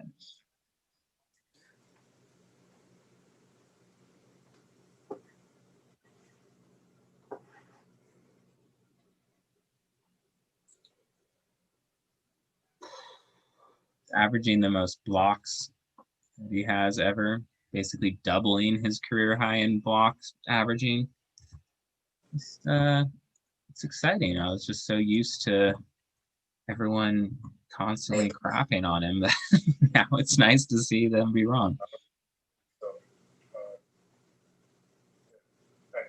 All right, I'm gonna upload this video of Steph and Clay pregame, so that'd be cool to have.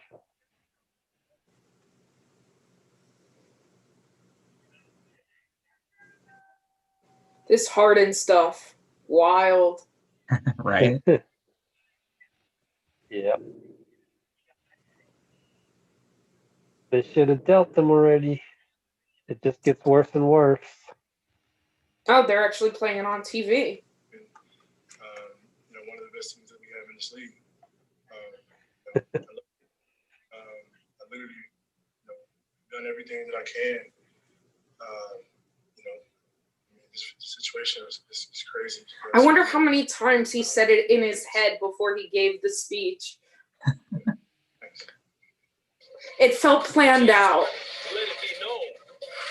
His first game back, he dropped 30. The first is about the Joker, who's averaging a triple-double, CP. Those Nets uniforms look fire. Yeah, they're cool.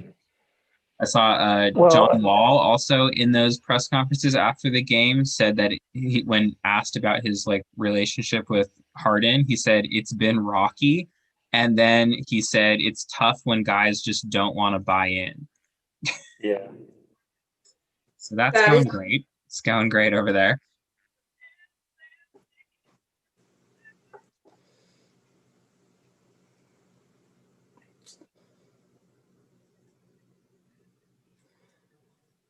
I didn't realize Denver had been leading by so much in the first half there.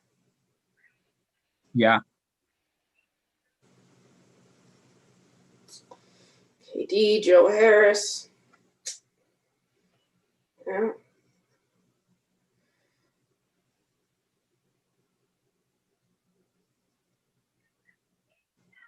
People in the YouTube comments yelling about KD still. I don't know why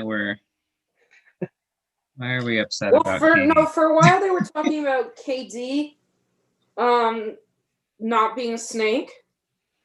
Like, why is that even a thing we need to be addressing? I mean, if we're addressing that, let's talk about Chris Webber then. Well, no, they said What's the difference? no one said that he is.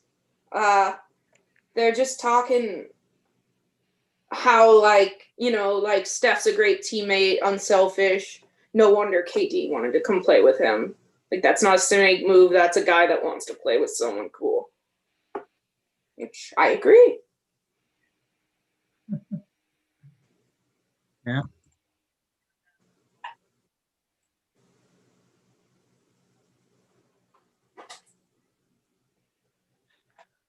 All right. So what else? What else have we got? I want to look at that one highlight again of the teamwork. Let me go look that up. Yeah, that was such a cool play. You know that Kerr has that clipped somewhere, and he's going to be super excited about it in whatever next practice or meeting they have.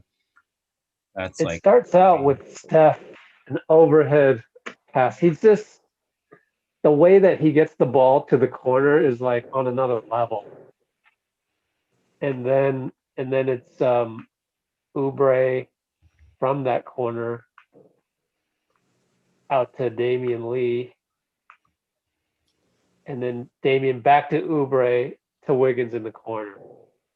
All move at its finest. Just a nice give and go with Damian there.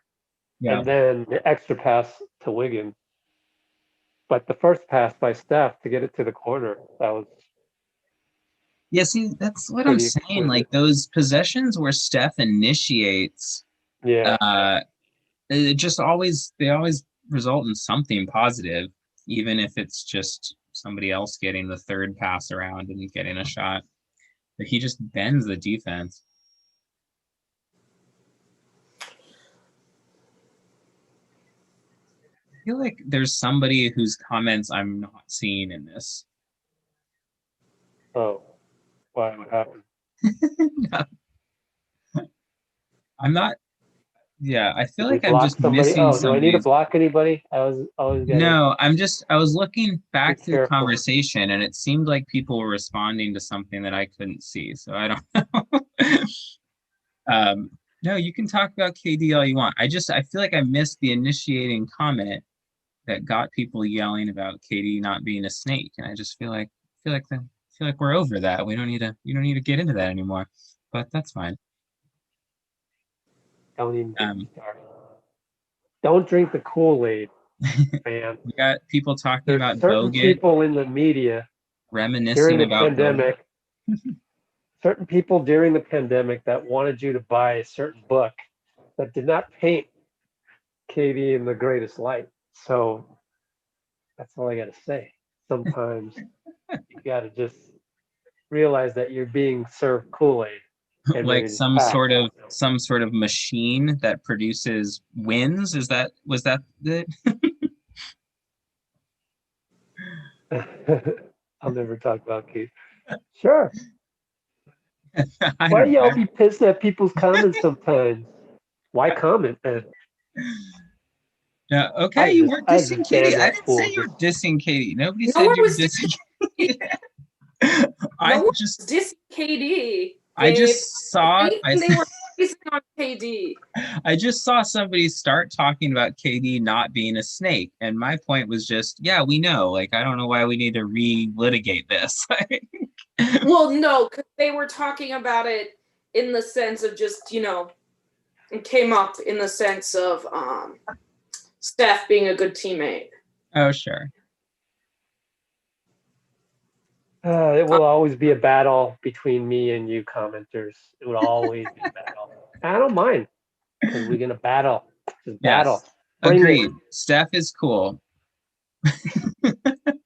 Yeah. We are a pro Steph platform.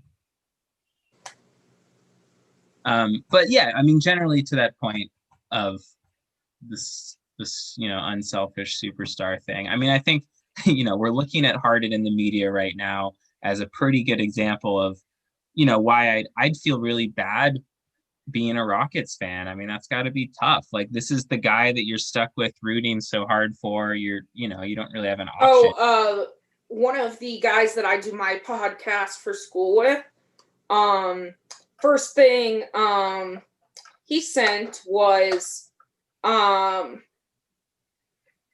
trade he used another word for first, I don't care. And then said that he was not sober and it's half his fault. Fair. Yeah, I mean, Harden, it's just so tough. Like, who's gonna give up a ton for him? You have no evidence that this guy drives playoff success, and you have no evidence that he is willing to sort of give up, like sacrifice to help the team in a way that doesn't just facilitate his own stardom. And you got to be real nervous about that. Do you think maybe Brooklyn would do a deal of all teams? Yeah, they've been talked about, but I just they've been struggling at the start. That but then you saw tonight's game where I think you finally started to see like the other. Someone in the comments putting Harden in Milwaukee.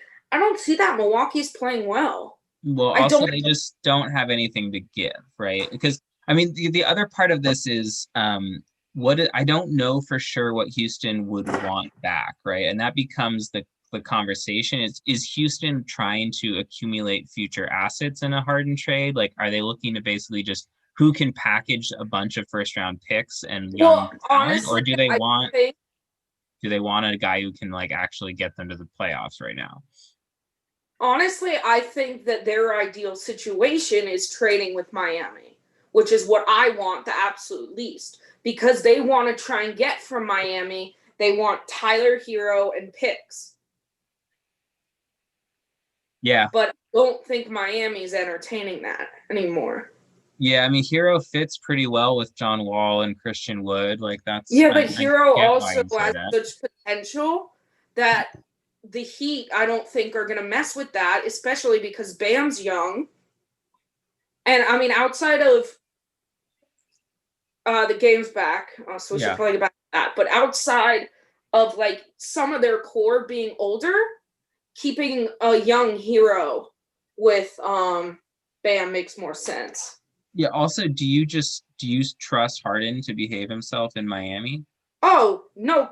Another nice little, I said nice again. Shoot, drink. But Wiggins got his hand in there and tapped the ball away. Yeah. Doing all these little things. Love it.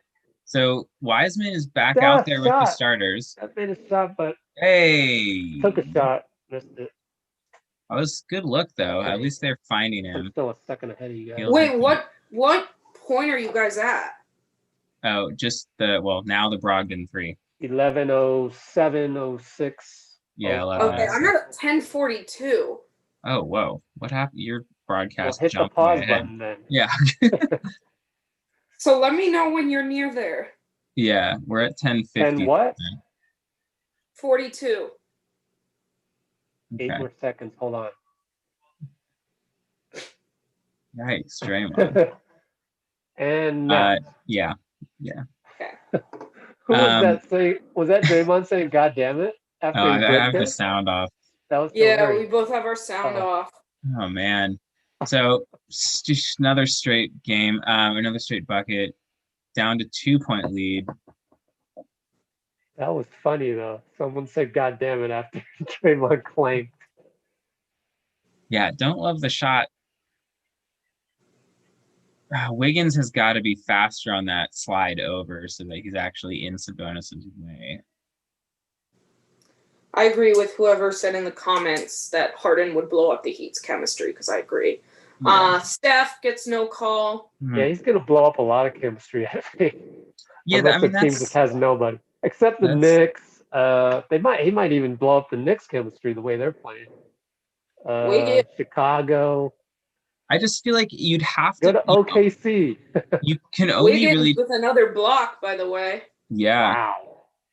Yeah, he's just so long. He causes a lot of problems. That's his 4th block. That was his 4th? Jeez. Yeah. Steph! Flash! There we go. Rattles in. Yeah. If he can get a little bit of a rhythm going here in the third, we can stretch this lead out. Everybody else is doing pretty well. By Wiseman. That's fine. You're cool with Turner taking a contested 3. It's just the wide open ones that are a problem. And then Wiseman draws the foul on Turner on the other end. Look at that Wiggins defense. Wow. Yeah. He just barely, but he got it. He's finally sort of putting together all that athleticism functionally.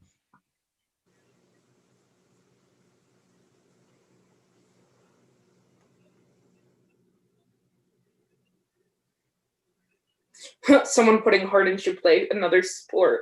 What happened there? Draymond get fouled?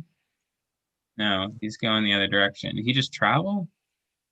Oh, Wiseman was too long in the key. Oh, well, because he thought he was getting a lob because they kind of faked it to him and he's stuck in there and then they didn't throw it. It was a very slow developing play.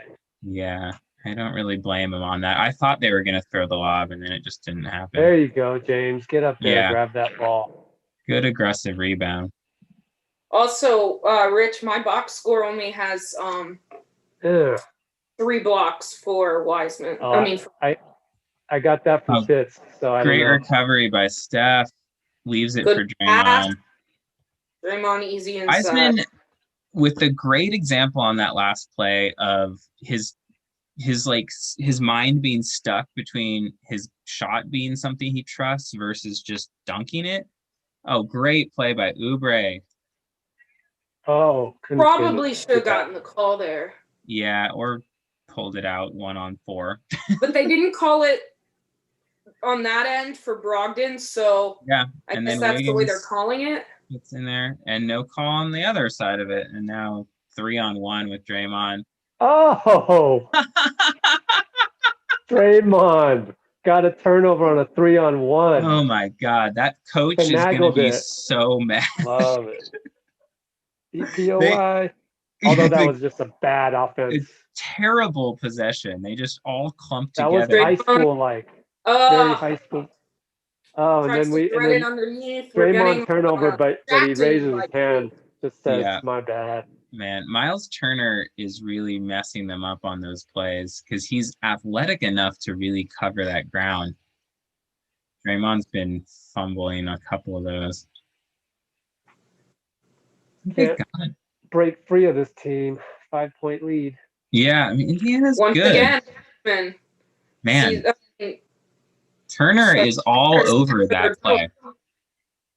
Yeah, he's all over that dump off to Wiseman. They got to stop trying to force it through him and maybe just throw it over. Turner's got really great hands on this. Again, springs open for the open corner 3, but misses. Oubre almost steals it. We're still at a 5-point game. And Brogdon gets the step on him. And slow rotation. Timeout. I've seen enough. Warriors up 62-59, 7:27 left in the third.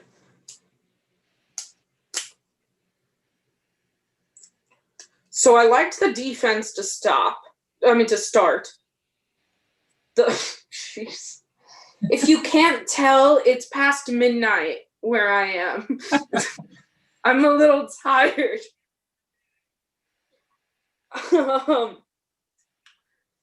But I liked the defense to start that quarter. It was great. Towards the end, there were a few possessions, those kind of really strange transition defense on that one that they ended up scoring. And then, the last possession, the late rotation. Yeah. But they just need to figure out a little bit of a kind of way to draw out either Miles Turner more or figure out other ways to get it down low that kind of avoid him. He's kind as of much as he can. Yeah, he's kind of mastered that sort of contest while also being available to break up the pass. And he's suckered Draymond on a few of those where he's trying to dump it, and Wiggins tried the same thing, trying to drive and then draw Turner and dump it to Wiseman, and Turner's all over that.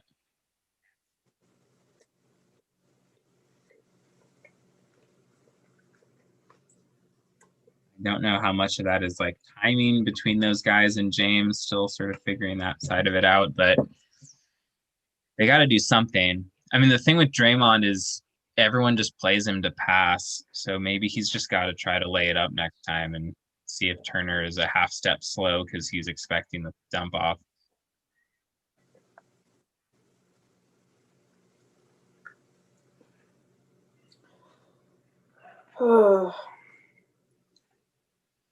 Connor Letourneau just tweeted that for the first time in his career, Wiggins has 3 or more blocks in back-to-back games.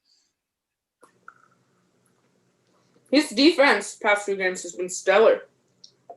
Yeah, he's a giant part of how they were able to win against Toronto.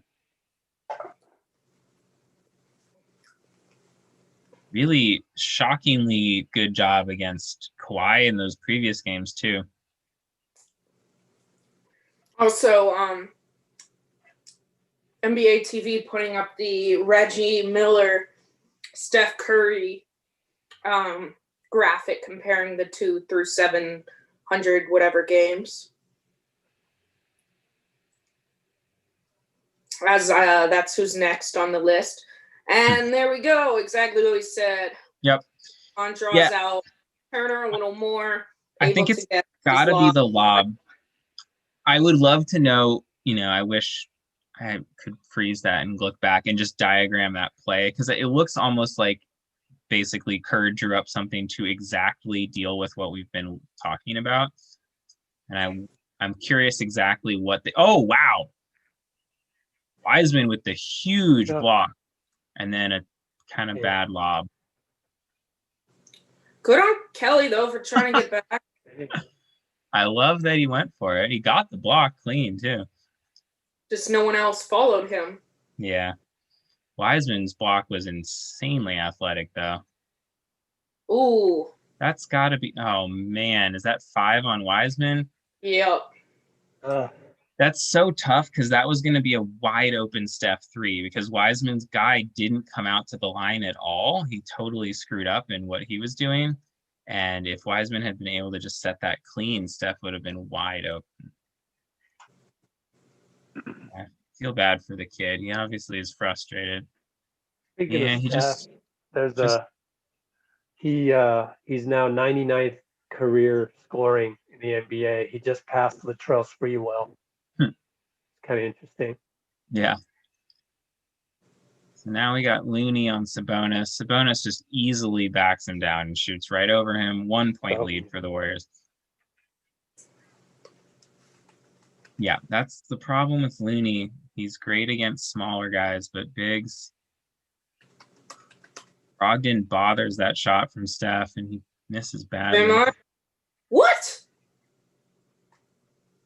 What? Yeah, that's absurd that that's a no call. And the Pacers have taken the lead. Warriors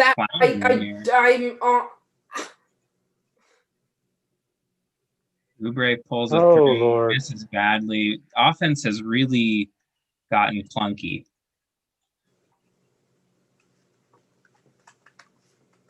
I think they just, again, like in Toronto, they're kind of allowing the other team to just not let Steph do stuff. And like at some point you have to just put the ball in his hands so that stuff happens. This is the problem of running him off. Finally got the ball. Yeah, and immediately draws a foul. The problem of running him off ball all the time, like I get that you do it a good chunk of time because he's so scary off ball, but like when your offense is kind of floundering, it allows the other team to just take him out of the possession entirely. Whereas if he's dribbling the ball initially, he at least will have some say on the possession to begin with.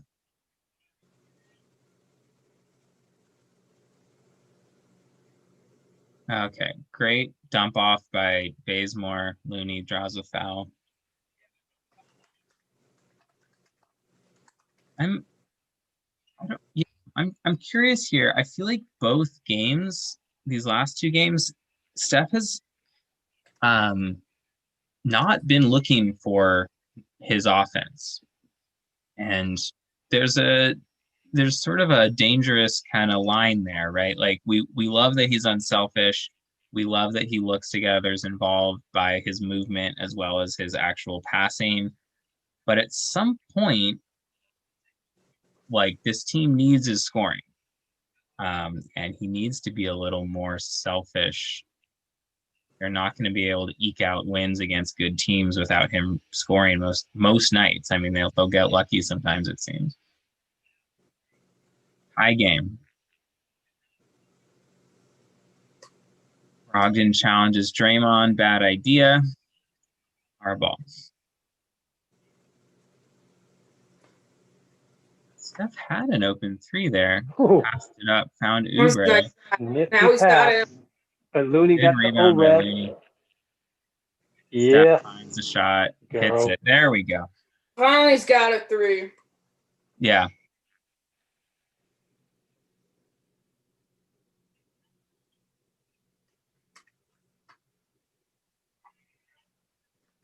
Good defense by Bazemore. Great defense by Bazemore. Oubre picks it back. All right, Oubre. Wow. Wonderful possession there. Defense leading to offense. Bazemore and Oubre working together. Bazemore's defense 5 is so much better than I thought. Yeah. It's just like the system is working well for him on both ends. Yeah. When he Wiggins and Oubre are a tough, long defensive set out there. Just a great play. That was some defense right there. Yeah, incredible. And I like how Oubre didn't try and like force it. He kind of slowed up a little bit, got the defender to go. Yeah. and did the easy dunk. Yeah, very under control.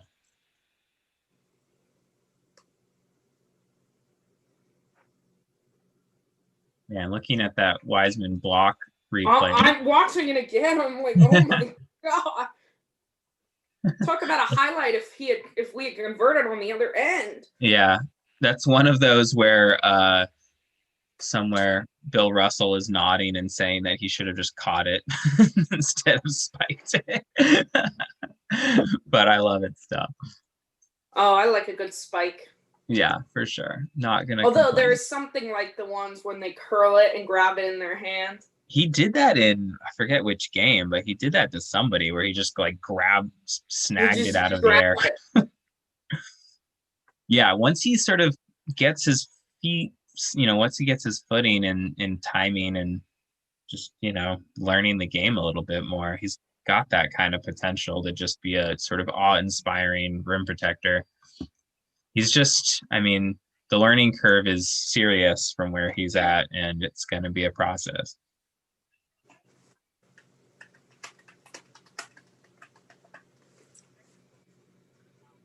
Well, I'm gonna save my highlight reel that I usually post.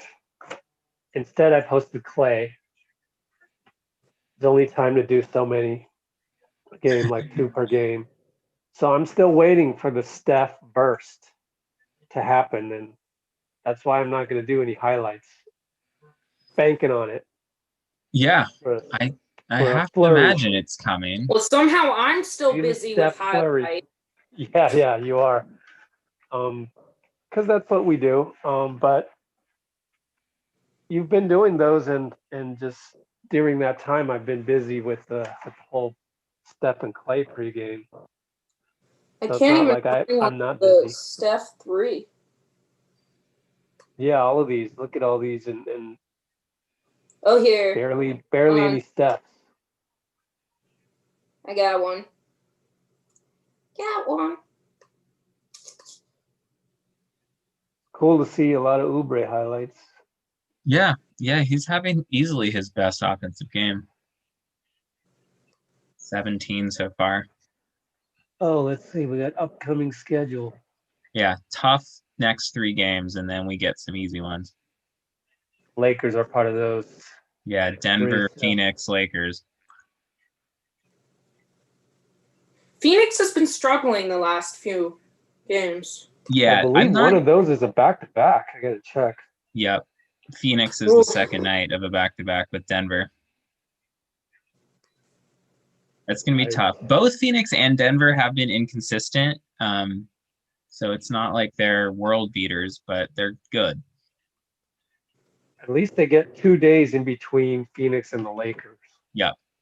Great. Again, they keep going at Draymond, which I feel like we should have all learned that lesson by now in the NBA, that you don't try to drive at Draymond Green repeatedly. Baze gets a little greedy and keeps dribbling. Yeah. Needed to give that up faster. Here's the problem. Oh, boy. Bonus on Looney. You got to give help quick and then hope you can. All right. Okay.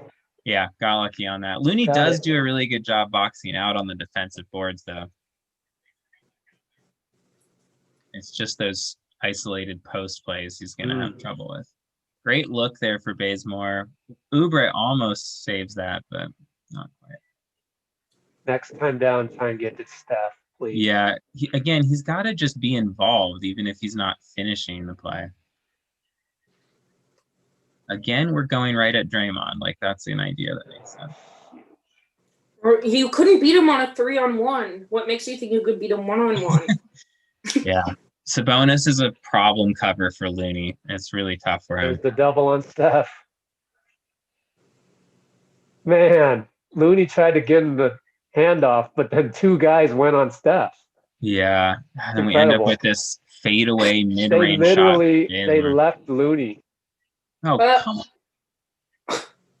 Now it's a 1-point game. Yeah, Draymond again gets knocked down, no call, and they take advantage. Okay, we got to just give Steph the ball. See, this thing about running him off ball again, here we go. He didn't take it. Drives There we in, floats one over Sabonis. Nice. I always got two guys. Yeah. Driving at Draymond again. Pull it back out.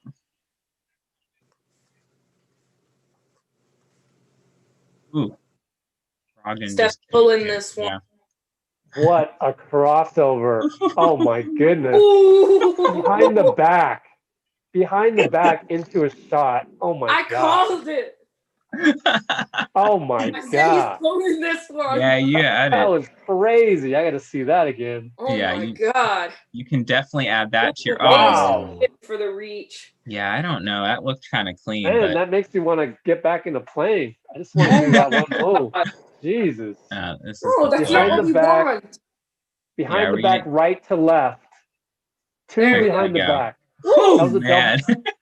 Was that a double behind the back or was that in the front? But still, I oh think my god. It looked like it was a back and forth behind the back, right? Like back straight That back was and forth. sick. Oh my goodness. Yeah, I don't know how you guard To that rise against into that a kind of guy. shot after that. How do you do that? A million attempts in practice. Unbelievable. I mean, you can count the number of guys in the world who can do that on one hand. Yep. I mean, that is why he's considered still one of the top 3 ball handlers in the league. Yeah, I mean, it's really sick. just him and Kyrie who I can think of doing a move like Right. that. Like Trae Young has great handles, Oh but he my wouldn't goodness. pull a move like that. No. And he's not quite the shooter, He's too. not there yet, exactly. Dame Wow. doesn't make moves like, I mean, Dame's got that sort of game, but he doesn't Crazy. really do stuff like that particularly. Why are you not showing the replay yet? Come on. Oh, they already showed it. Put it. Come on, Yeah, we they already want more. Okay. I'm sure the next Yeah, break they'll showed it. play it going Yeah. into break. Oh, there's Marquise. That was so, spicy that we Yeah, needed that was great. more and more. Sabonis continuing to wreak havoc down there. They just 16 Warriors and are 11. Fell out of bed, got 16 and 11. Jeez. with Wiseman not being quite ready to like be an NBA starting center. They just are real small, and that's going to be a problem against these bigger teams. And one of Twitter just said it for real. Steph went full 2K mode on this 3. Steph isoing on Brogdon. Brogdon playing him well. Gets doubled. Stuck. Steph turns it over. Yeah, he's got a. Okay, so little frustration there, and he's talking to Damian, saying this and No, that. he's saying Finally, Steph said, "My fault." Yeah, he got kind of greedy. he thought he was going long. Yeah. Yeah, well, yeah. He could have just shot the hero shot Indiana anytime. I wouldn't have is complained. being very smart. They're just playing through Sabonis because that guy looks like he took off from the on the line. It's gonna be a tough one, guys. Yeah, I mean, we have no answer. Are you serious with these moving screens? We have like 4 or 5 moving screens a game. Down like twice. Need a replay on that one. That was tough.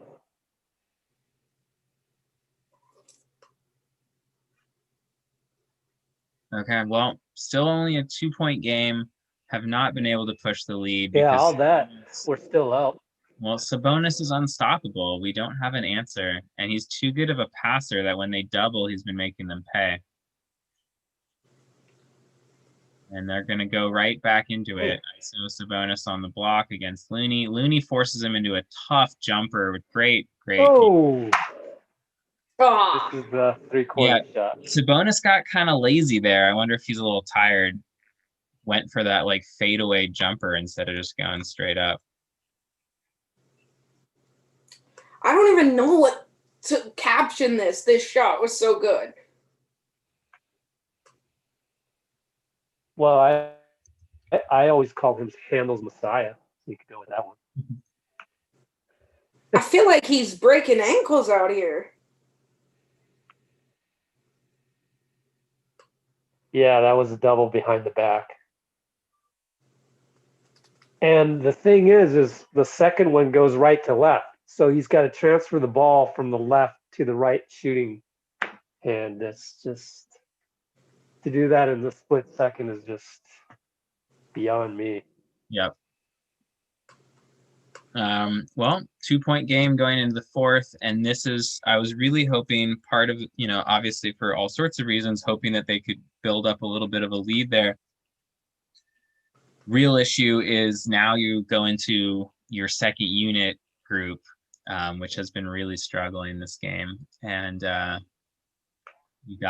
you don't have a lead to play with. You gotta actually build a lead if they're gonna survive here. So we'll see if they can get some better minutes. Wiseman getting so many fouls is really kind of screwing it up too, because with Pascal out, they have to just kind of go small the whole time. And I'm interested that Juan Toscano hasn't gotten any minutes, but I don't know. Whatever caption you do put, it's gonna be better than the Warriors one. The Warriors' social media are so boring. Oh, he on X Games mode? How is that X Games mode? I don't even get it. What does that even mean? Whatever. The X Games are like skateboards and crap. Right. No, it doesn't make any sense. I mean, do they mean like 2K? But then NBC went with that one, so. Which is a better one. Anyways,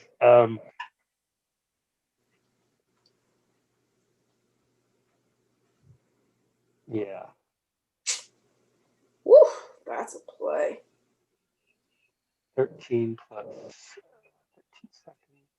Yeah, only 18 points in that quarter. So Kerr starting Wiseman out here in the fourth. I mean, he's not going to close with Wiseman, so there's no point in getting precious with his last foul here. You might as well just let him see what he can do, and then if he fouls out, he fouls out. But this is going to be big rotation minutes here. Can somebody, Bazemore, Lee? Come on, second unit, don't screw it up again. Yeah. Wiggins probably needs to really step flat, up. very flat shot. Thanks, yeah. Yeah, we're going to need Wiggins to put on a bit of a scoring, put the scoring on his shoulders a little bit here. Ooh. Oh, nice, Wanamaker. Nice steal. No call? Man, if Wiseman could just catch that, that would have been a dunk. These refs are interesting. Doesn't have hands that I'd like him to have. That's the best word I have for it. They're interesting. Oh, great defense, though. There we go. Nice, Wiseman. There we go. How you do it. Yep. Yeah, he has many plays like that where if he could just get the timing right on that offensive rebound, you'd have a putback. Sometimes he's just a little off still. Good recognition there to rotate on the shooter. Job by Bazemore to stay down there and poke it out. He's so tough. Look at Baze. Oh, wow. And he stripped it off of his body. What a play. Bazemore just completely destroyed. This is just game 11. This is game 11, and you're looking at, Baze, Oubre, Wiggs. This is nice. Yeah. And they're putting in full effort. Yeah. I'm not too worried about this unit defensively. It's this side of the ball. Wiseman one-on-one. Yeah. Okay, Warriors keep possession. Couple more years. What I see there is when he gets more comfortable with his right hand. I mean, that's a right hand finish there, right? He's going. Against a non Lee off a little tonight from 3. Got the little ATO play there. Yeah, they always get a look there. Against another big, that kind of move might have worked a little better. Yeah, but you're just oh man, they just don't read that at all. Yeah, I mean, but when you're going to your right and you shoot with your left, you're just putting the ball into the defender's face. But he'll get. Yeah, Lee's at 1 of 6, which is way off his season average. Yeah, he's had a few open ones. Oh man, Wiggins gets stripped. Oh no. Wow, 3 Warriors go up and still makes it tie game again. That Summoner guy is a pretty good finisher we've seen on a few plays.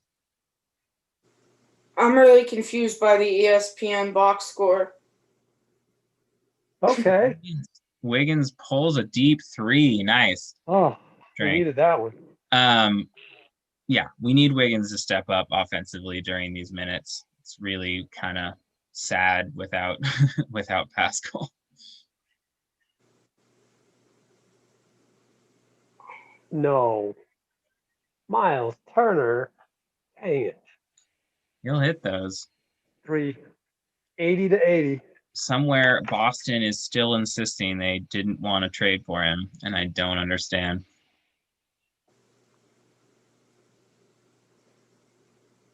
That's got to be something. Nothing. Yeah, Bazemore driving in. No call. Getting hosed on some of these drives. It's a lot of just forcing it into a bunch of guys. Yikes. Yeah, I think you might just have to put Draymond and Steph in here early. What do we got? How much time? Oh, wait. Minutes. Now Celebrini's working on Steph's shoulder. What is he doing there? Hope that's nothing major. 8 minutes left. Indiana up 2.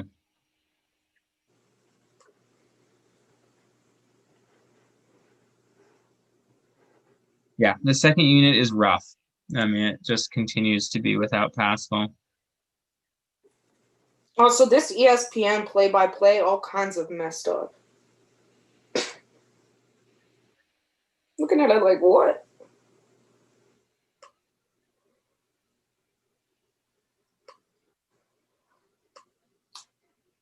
Oof.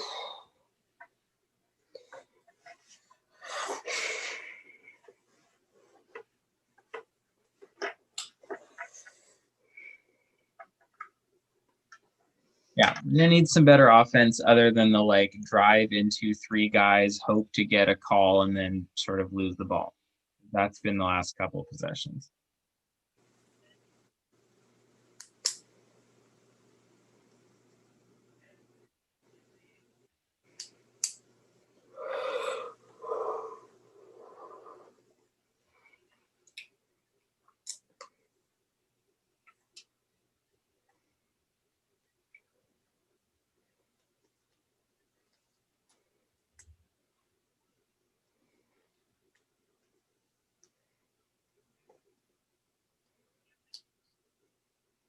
Oubre is somehow still a best plus 15.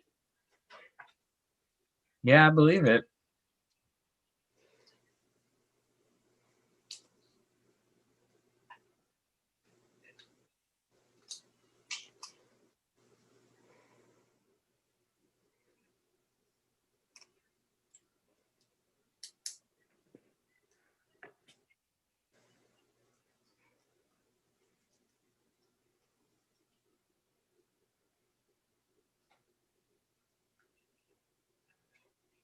Yeah. My guy, JD John Dickinson, the Wiseman, Wiggins, Lee, Bazemore, Wanamaker group has been outscored 24 to 9 tonight. Yeah, there's just not enough offense there. Like, no one's taking control. And then when you have defensive lapses. Yeah, it's tough.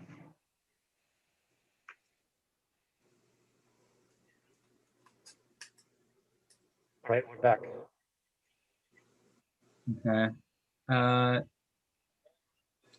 Oh, same lineup. Okay. Oh, no, Well, they Mulder. got Mulder in there, so that's nice. Misses the And 3, but he Wiseman gets the rebound. Weird camera angle. Yeah, Oh, I boy. hate this camera Shot angle. clock going down. No good. All right, at least Wiggins got a Down 2. 8 Who'd they minutes. sub out for Mulder? Bays. Bays. Yeah, get him rest because he'll probably close. Yeah, I was gonna say I think that's preparation for the closing lineup. Right, James. Nice. There we go. Great read on that. Very patient. Yeah, he was able to stay with it, but not too early to where they could get it to Turner. Right. Is that And then his? How many Wiggins blocks there? does Wiggins That was have? Wiggins again. I think that's 4 for Wiggins. Yeah, man.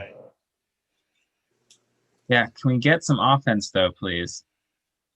Wanamaker off the screen, finds Mulder. Mulder gets stripped, and it's our ball still.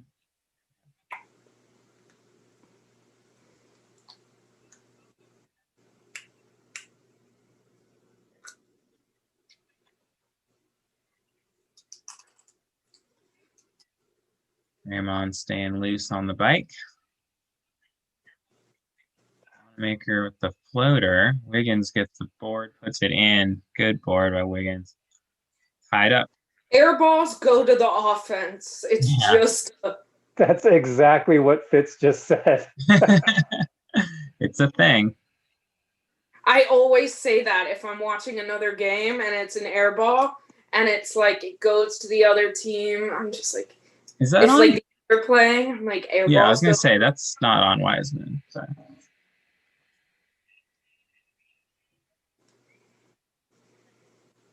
Okay. Yeah, I was on Wanamaker. Thought Wiseman might have fouled out. Turner looks like the best player on the Pacers pretty convincingly. Like he is a defensive force and does enough on offense where he's just very skilled. Rebound. Okay, can we string together a couple successful possessions here? Wiseman gets mugged, but no call, but he kind of put it up weak at the end, and he could have probably gone to the line if he had gone up stronger. Oh, Wiggins again. 5 blocks. Still got the bucket. Wiseman's scared Down of that. 3. Got to be careful here. 6:36. Is Steph at the table yet? No, but he will be. Oh my goodness. Wanamaker clunks a floater. Jeez, by Wiggins though. Yeah, he's just all of a sudden become a shot blocker. It's pretty incredible. Nice patience 5 by blocks. Aces. So Andrew Wiggins has 5 blocks. Yeah, that's incredible. He had 4 last game, right? Has 7 rebounds and 5 blocks. Steph back in. Brogdon Is he gonna back get a in. quintuple nickel? Check that. Draymond back Your in. mask, So Draymond. big guns coming in. It seems very there was a symbolic. tweet earlier that Looney was jumping in and forgot he still had a mask on, and Wiseman had to tell him or something like that. Somebody. So Mulder's still in for Wiggins right now. Wiseman's still Those in. 2 guys 40 feet out on Steph. Yep. Way to go, It's a wide Damian. open Make three. him pay. Yep. That's why you need guys like Lee and Mulder in there. Yeah. If they're going to sell out that hard, one of those guys will get an open look.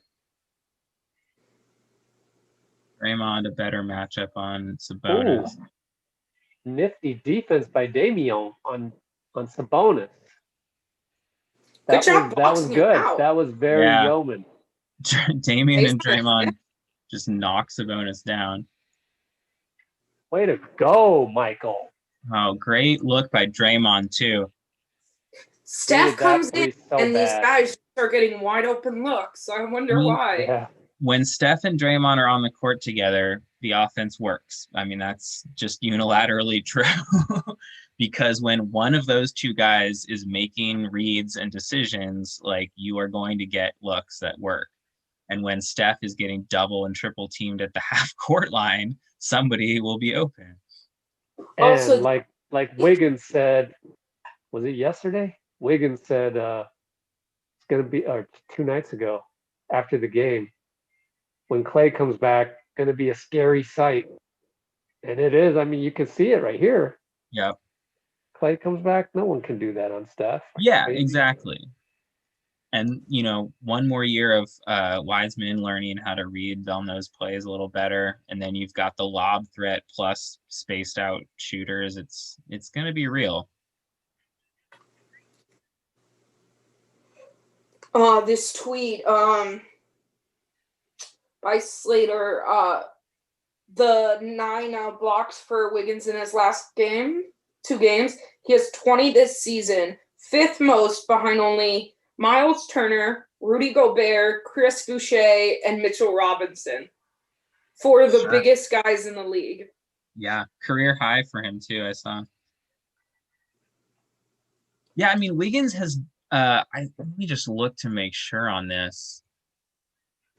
But, he's always been obviously very athletic, but he's never really impacted the game by shot blocking. Yeah, his career high for a season is averaging less than a block a game. And he's averaging a block and a half right now, and obviously that'll tick up after this game. It's something about playing for the Warriors, too. When you look at his splits for last year, like when he played on Minnesota, he averaged 0.9 blocks a game. And then in his 12 games when he was traded to the Warriors, he averaged 1.5 blocks a game on the Warriors last year as well. So I'm not sure exactly what it is. Maybe he's just rejuvenated or just doesn't have to do as much on offense, and so he can exert himself more on defense. Whatever. I think probably all of the above. Yeah. It's the culture, baby. Yeah, I think he's Miami thing to say. He's the happiest he's ever been. That's what he told Kara. It was kind of cool because I did see Nick Friedel say that Kara did kind of bring that up in a non-putting Wiggins in a tight spot way. So that was cool. That some of the questions that we've been getting in the post games have been really good. Like the whole Drake story. Pacers got a 3. And Holiday, big shot. Tie game. I think this might just go down. Holidays. It's insane to have 3 brothers all in the NBA at the same time. Well, for a moment, Steph jumper with 3 yellow shirts around him. Yeah, he's just gonna have to get a little greedy on some of these plays. For a minute, 3 families had 3 guys in the league. The Holiday. They're gonna call. Oh no! Don't count that. Please don't count that. No, even though that was pretty nice. Refs motion. Pretty impressive. Wait, who's the impressive bucket despite it all? Are you counting Damian Lee as part of the Curry family? I'm not. So you have the Holidays. You have the Balls. That random day. Yeah. That whatever was included. And then both of Giannis's brothers. Oh, right. I forgot his other brother is out there, too. All right. Sabonis got the ball so down low, I got worried, but then he passed it out and the shot clock expired. Yeah, he's made a couple of those plays where he's almost a little too unselfish. Like he's a great passer, but I think he's had a couple layups where he's passed out of it. Like if he just turns his shoulder there, he's got a wide open little hook shot. Ooh. Draymond. Misses the dunk. That was odd. Yeah. Mulder. Oh, no good. Good what look, a pass by Steph, though. Yeah. Wiseman had position, but Turner smartly kind of pushes him under the rim. Good help there. Again, just stop going at Draymond. It's not going to work. It's not Looney. Oh my goodness, wizardry. Oh, couldn't finish. Yeah. Oh, that would have been the next highlight to go on the TikTok for sure. Yeah. So we got Oubre and Wiggins checking in. Holiday goes right by Steph. Oh, what do we got here? Yeah, so the defense is we have Oubre and Wiggins setting up to check in. Kerr calls a timeout. That offense-defense swap kind of burned them on that play. Nobody could really cover. But we have a good if there's anything sort of good out of all these is that if we can pull this out, that's another tight game that we kind of pulled out, so that would do wonders for the confidence. Yeah, and given how figure clunky out they've been. a way to get Steph, I mean, actually, he's got a quiet 20. Yeah, he's been much better than he was last game. I think the issue is he's only taken 15 shots, which isn't terrible. But when you think about that, Wiseman's taken 11, for instance, like he should take more than 4 more shots than Wiseman. Well, I mean, Wiggins and Oubre are both either less or the same. I think that the real equation, I mean, it may not matter for this game. Should really have 11 shots anyway. Yeah. The main thing for this, coaching staff going forward here is they have to solve this defense, because every team in the league is going to do this to Steph now that they've seen how successful this can be. And while the Warriors are proving that they can win these sort of mucked up games, it just makes it a lot harder. And they have to figure out something they can do to free him up beyond just sort of hope that the other guys pitch in enough points. I don't know what that is, but I'm sure Kerr and his staff are working on figuring that out.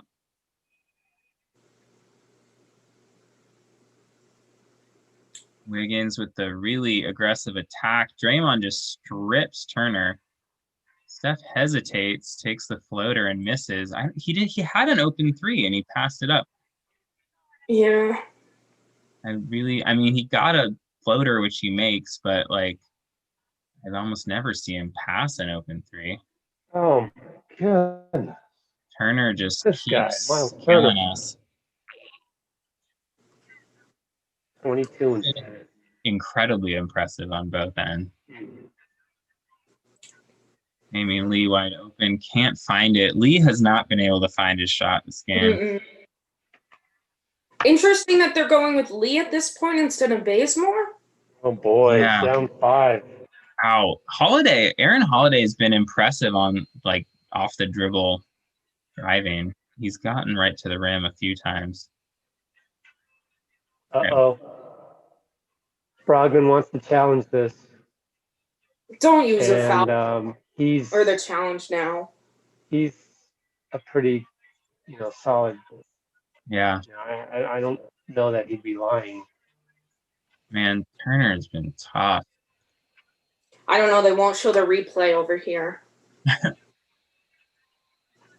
mean, if Brogdon was saying challenge it, I fear the worst. Drew Schiller commenting about that passed up 3 as well. Why didn't they show a replay?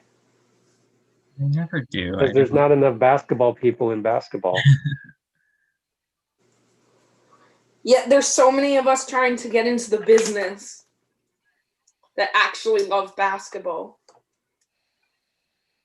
Yeah, well, I mean, the way it's set up is that you do basketball and then you got to go produce baseball, and so you have to kind of be the jack of all trades, and not everybody is the jack of all trades, and so that's just how it is right now. Unless people start to watch more of these second screens like we have, then maybe there isn't such a stranglehold and we can go pick our own camera angles or whatever. That'd be kind of cool to do 10 years from now. Okay, here's a replay. Oh, it looks clean to me. Yeah. Yeah, he looks like both times he touched it, I think. Yeah. Of course, I'm not concentrating very hard because I'm trying to. No, you're right. That's my iPad on Draymond's hip, but it didn't seem to affect anything. It looks like 2 clean blocks, which would be a jump ball. Which Draymond could probably win anyway. Yeah, they've really gone just cold again in the second half. In a lot of ways, this game is very similar to the Raptors game, where they kind of had to sort of medium lead for a while and then really just couldn't score in the second half and especially in the fourth.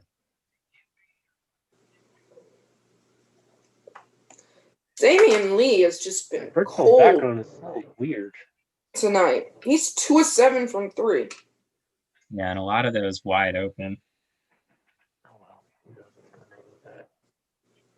But you just have to get Steph shots in to I last feel like 2 this is the minutes. largest Indiana lead.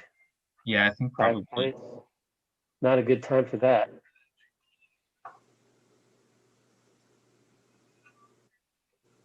Yeah, Miles Turner has just Yeah. dominated.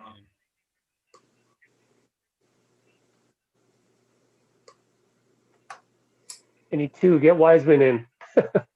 I don't think they can do that though, right? Was he in there? No, At the I think time? it has to be Draymond and Turner, I guess. Draymond's gonna jump. Why not jump Kelly Oubre at least? I think Draymond still gets higher.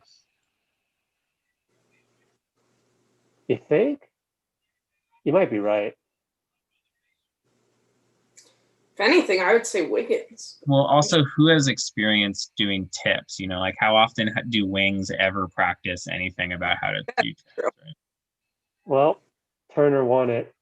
Probably would have won it against anybody else. Yeah. Yeah, Out I on the mean, floor. we don't have a 7-footer out there, so he'll probably win any of this. Yeah, and you can't sub just for that.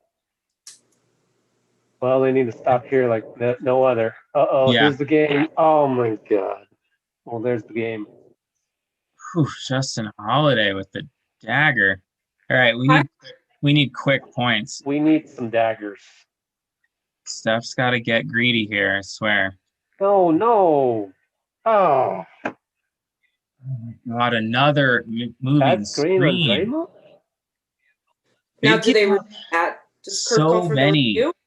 so many moving screens. Why are you showing the Pacers Warriors channel? That was just a tough shot. Lee's all in his face, too.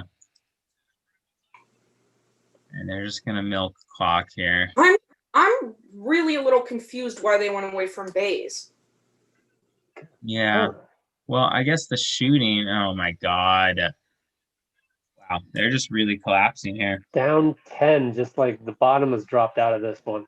Steph's got to get a little greedy. Oh, no. Oh, no. Man. Okay. We Pretty give much over. Oh, my Lord. This is Pretty much over. a rough end of the quarter here. They really should have I had gotta it. post this. I gotta post this before we lose. That's a tough loss. They really should have handled this given how bad the schedule is coming up. Yeah, fourth quarter. This is the second consecutive fourth quarter collapse. I mean, they were, lucky to scratch one out against Toronto, and they did exactly the same thing here. And I think it just comes down to what I keep saying is that they're allowing the other teams to just completely remove Steph from the game. Hey, it's a 3. Shot by Wiggins. Not over yet. It's not, but they have to solve this Steph issue. They cannot allow him to just be taken away every single game. Needed that steal right there. Yeah. Indiana just being smart and patient with it. Get a wide open 3. Meanwhile, I feel like they're pushing us all over the place and Yeah. Well, they've been extra physical. That's what Sabonis does.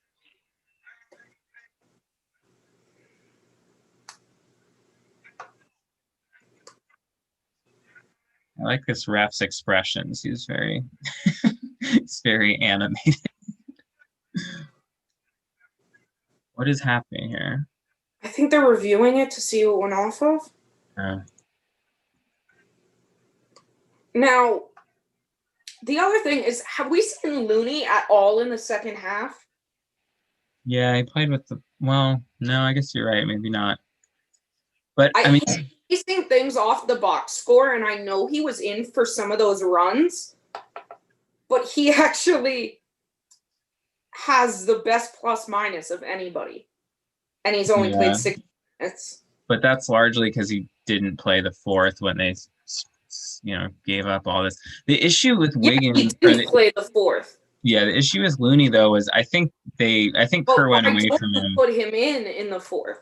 Yeah, I think he went away from him because the end of Looney's last stint in, Sabonis was just victimizing him kind of over and over.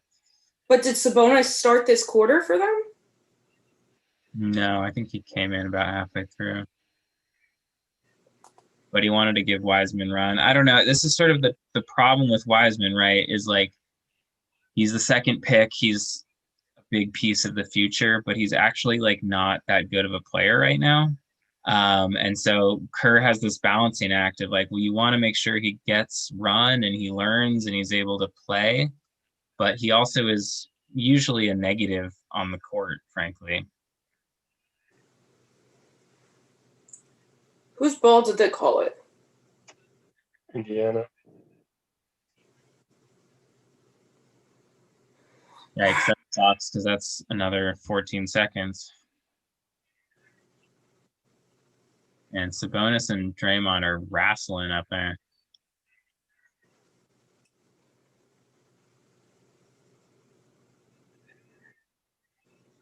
Get a clean look. Finally get the rebound. Steph, you got to hurry. Steph needs to shoot.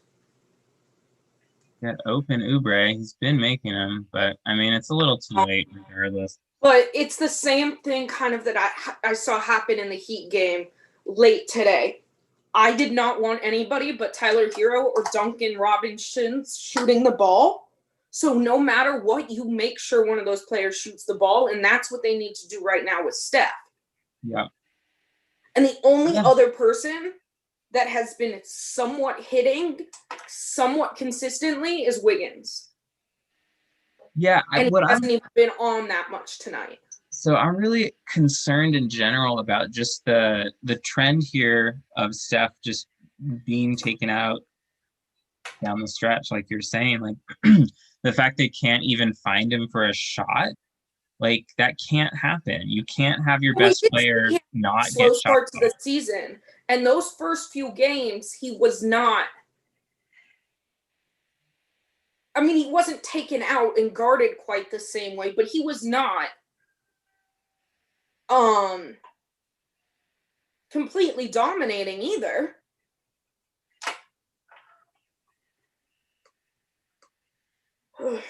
Yeah, it's interesting.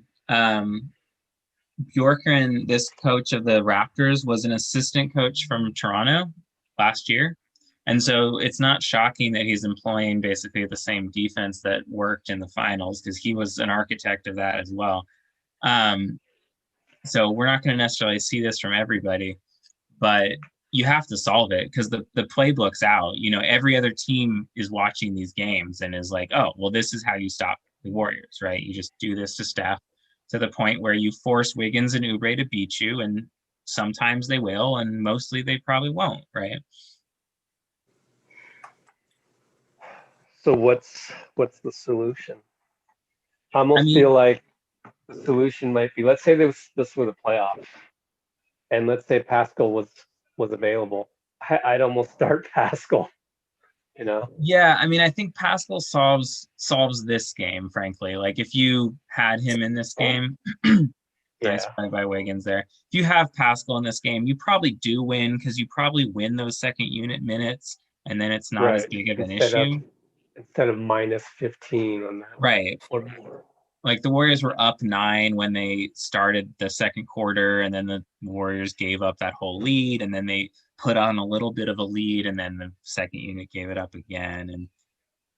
But I think the bigger issue is, I don't know, I think it's oversimplifying it, and you don't do this all game, but I think honestly, like you just have to give Steph the ball to start possessions. Like Steph has to and stop running high pick and roll for him. Because one of the things that's like that they're just doing is they'll run pick and roll, and that just basically brings a second defender to Steph, and then it's an immediate double team.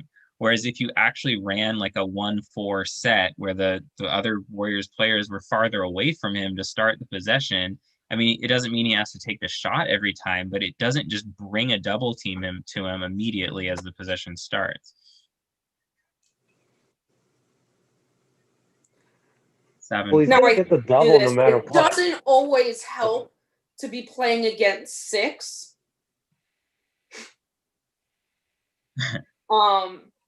These refs tonight have just... Yeah, that looked pretty clean. Yeah. These refs have been quite something tonight. I hate going to that, but no, there's still so much we needed to do better. And I think one of the things you got to figure out... Oh, that's so clean. Oh, my God, yeah. You got to figure out is finding other ways to get Steph the ball. But the other thing is they really need to work on setting screens. Yeah. I don't know why so many of their screens are being called moving, but when Steph is trying to get open looks and they're not completely running full screens, then that's also not helping anything. I have an idea on how to I mean this is just for fun, right? Like I trust Kerr. Like I don't really care, really. It'll work itself out, in my opinion. And they're smart enough to figure something out. But you could, I mean, if I were running the team, you could just starting 5 and they start pressing Steph a little bit. Have Wiseman bring up the ball 5 versus the 5, and he'll initiate, whatever it may be, dribble handoff or something. So that'll take off, that still relieves Steph of dribbling the ball 99% of the time, and then B, just throws the defense off a little bit, and then get it to Steph ASAP. Like, what was it? I'm sorry, I kind of missed. Have Wiseman bring up the ball. Have Oubre? Wiseman. Oh.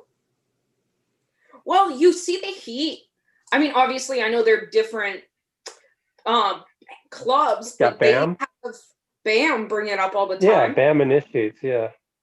So, I mean, just when it looks like the other team has decided to just completely take Steph out, just to throw them off a little bit, maybe then Steph can get back at half court and have the ball in his hands by then. So they called it that they said this challenge was successful, but here's the BS thing in that. The Warriors had 3 people in the backcourt that obviously would have been a score. This is the rule that I don't like the best. Oh, this is an interesting way of lining up for this, huh? Oh, wow, and Holiday just grabs it over stuff anyways. Sub everybody out. We lost this one. It was lost way before this. So... Yeah. So Warriors were up 85-80. And then it's a 22-10 run since then. We were just talking about that, right? At that point in time, it was like, we can't get beyond the 5-point lead. What is up? And sure enough, Mulder hit that 3, and then basically the offense died. Yeah. Offense died after that. Yeah, I think the story of this is just how do they solve that? It's not really a box and one exactly, but like just the general overcommit to Steph. Kerr's obviously the tweet that I saw on ESPN that was literally all the 4 defenses the past 4 games against Steph and what he's had on him. Yeah, which makes me curious as to the Clippers weren't running it as intensely, I feel. But they were still trapping him. They were still trapping him a lot, and he was able to do stuff still. And the last 2 games, that really hasn't been the case. So I'm not sure what changed there. I think some of it was kind of what you said about getting to the rim. When we started to say in the beginning that he hasn't been able to get to the rim quite as well, I think that's true. Because yes, last game he did struggle tremendously from 3, but he also did not shoot well inside. Yeah. And I think that's the problem when you don't have a Warriors big inside that can do a ton of damage and like kind of help kind of a smaller guy in the paint. I think that's where that comes in. And I also think that's where it comes in the sense, you know, we played 2 games this week against these last 2 games with 2 good bigs that are really good shot blockers and that are really good taking up the paint. And that is what Miles Turner and Chris Boucher can do. And then I think, you know, you run into a whole nother test, I think, coming up in the next few games. I mean, I'm not as worried about Jokic because, you know, but you run into that issue when, depending on what they do with DeAndre Ayton. And then, of course, when you have LeBron and AD. Yeah, and the thing that is more concerning to me too, just going forward, is like Steph isn't even attempting shots. You know, like I think he maybe shot 3 shots inside the paint. And I think part of that is that just the way they're running that offense that I just keep coming back to, but like you just see it over and over and over again where they run a high pick and roll with Draymond or Wiseman or Looney, and then they immediately trap Steph. And so Steph immediately has to get rid of the ball. And then the rest of the possession is Steph running around off the ball, hoping that the rest of the offense works and he can get it back or something else develops, right? But we don't see Steph like taking guys off the dribble more than maybe twice this whole game. And I don't know what's not allowing that, or at least like that needs to be opened up. Because again, what we saw is every time he beats the guy that he's being guarded by, like good stuff happens, whether it's for him or the rest of the team. Well, there's that, and then the fact that every time he would drive and beat his guy, he'd get to the paint and there'd be another. So that's when I think you have to almost go where not having a big that can completely space the floor is an issue. Because if you have 4 guys out wide and 1 up top, then he can get by his guy and at least draw someone else completely out so that he can kick it, or he gets by 1 guy and is able to get inside at least a little bit before the defense can completely react. Yeah. I have a visitor. All right. Well, I was doing a voiceover yesterday of trying to explain the whole Jeremy Lin situation, and I realized that I would much rather just us discuss it, and that would be the voiceover for any video that we have, because it's just so hard to do the monologue of it and then later on drop in some content for the video, whether it's a glorified slideshow or not. But I think there's a lot of, and we have covered this already, but we'll just go ahead and repeat it. But I think there's a lot of confusion out there as to Jeremy Lin, who, by the way, has talked to one of the reporters today, I found out. And so there should be a bigger report on him coming up, and hopefully have some exclusive quotes from the writer who talked to Jeremy today. And just transactionally, though, a lot of people are thinking that Jeremy is an insurance policy for Brad Wanamaker. But that's really not the right way to look at it, because the Warriors roster is pretty much set as is. And so if you wanted to bring Jeremy Lin onto the Golden State Warriors, you would have to waive somebody or trade somebody out and not get a player back in return. And so that's that's kind of a basic understanding, I think, that a lot of people aren't grasping yet. And I thought it would be good to just have it as an open discussion here so that we cover all the points that I might forget if I'm doing this on my own. So yeah, my theory as to what happened was that Steph went to Team Ignite, wanted to see, he wants to just play in the NBA. It's not about the money, it's a pride thing. He wants to play in the NBA one more time. And so he showed up at Team Ignite only to find out that this G League team is only for these 18 and 19-year-olds, namely Jalen Green and Jonathan Kuminga. And so that wasn't the best fit. And he only played 3 minutes. And then the next day he wasn't with the team anymore and he was pursuing other options.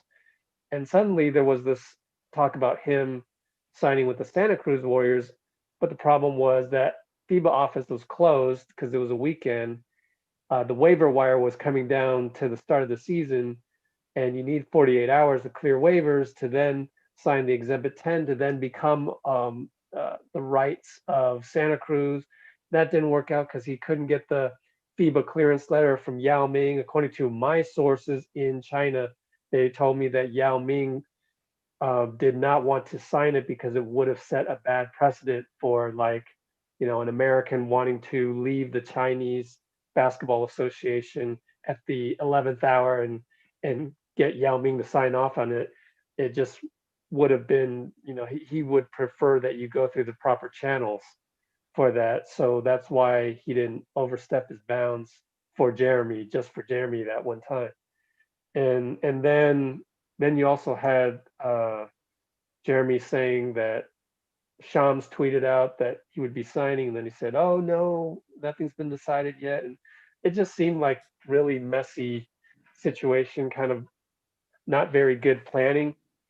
And so, I got to charge this. Are you guys still there? Yep. Yeah. So here we are with the whole G League. Now suddenly, I think Kirk Lacob talked to him and said, "Hey, if you're trying to get back to the NBA and you're trying to do it through G League, why don't you just wear a Santa Cruz Warriors jersey along the way?"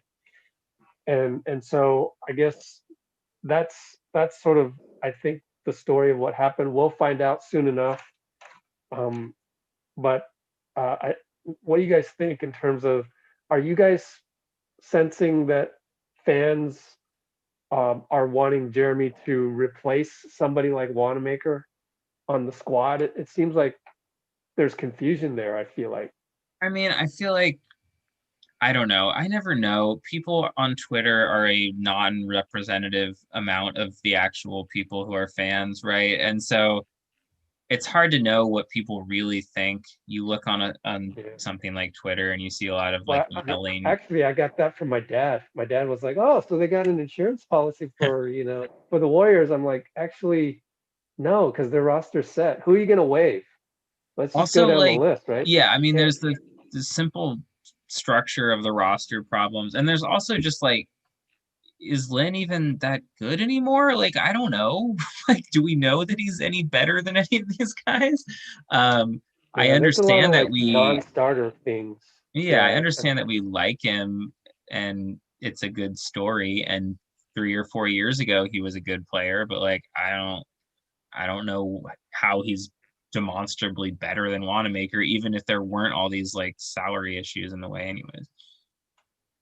The only actual position of need we actually have anyways is a center, like, yeah, that's guards isn't really what we need.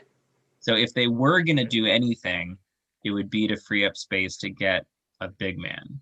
But I don't see where that happens either. Yeah, it would just be really tough because you have to waive somebody. You're not going to waive Mulder because he's a shooting guard.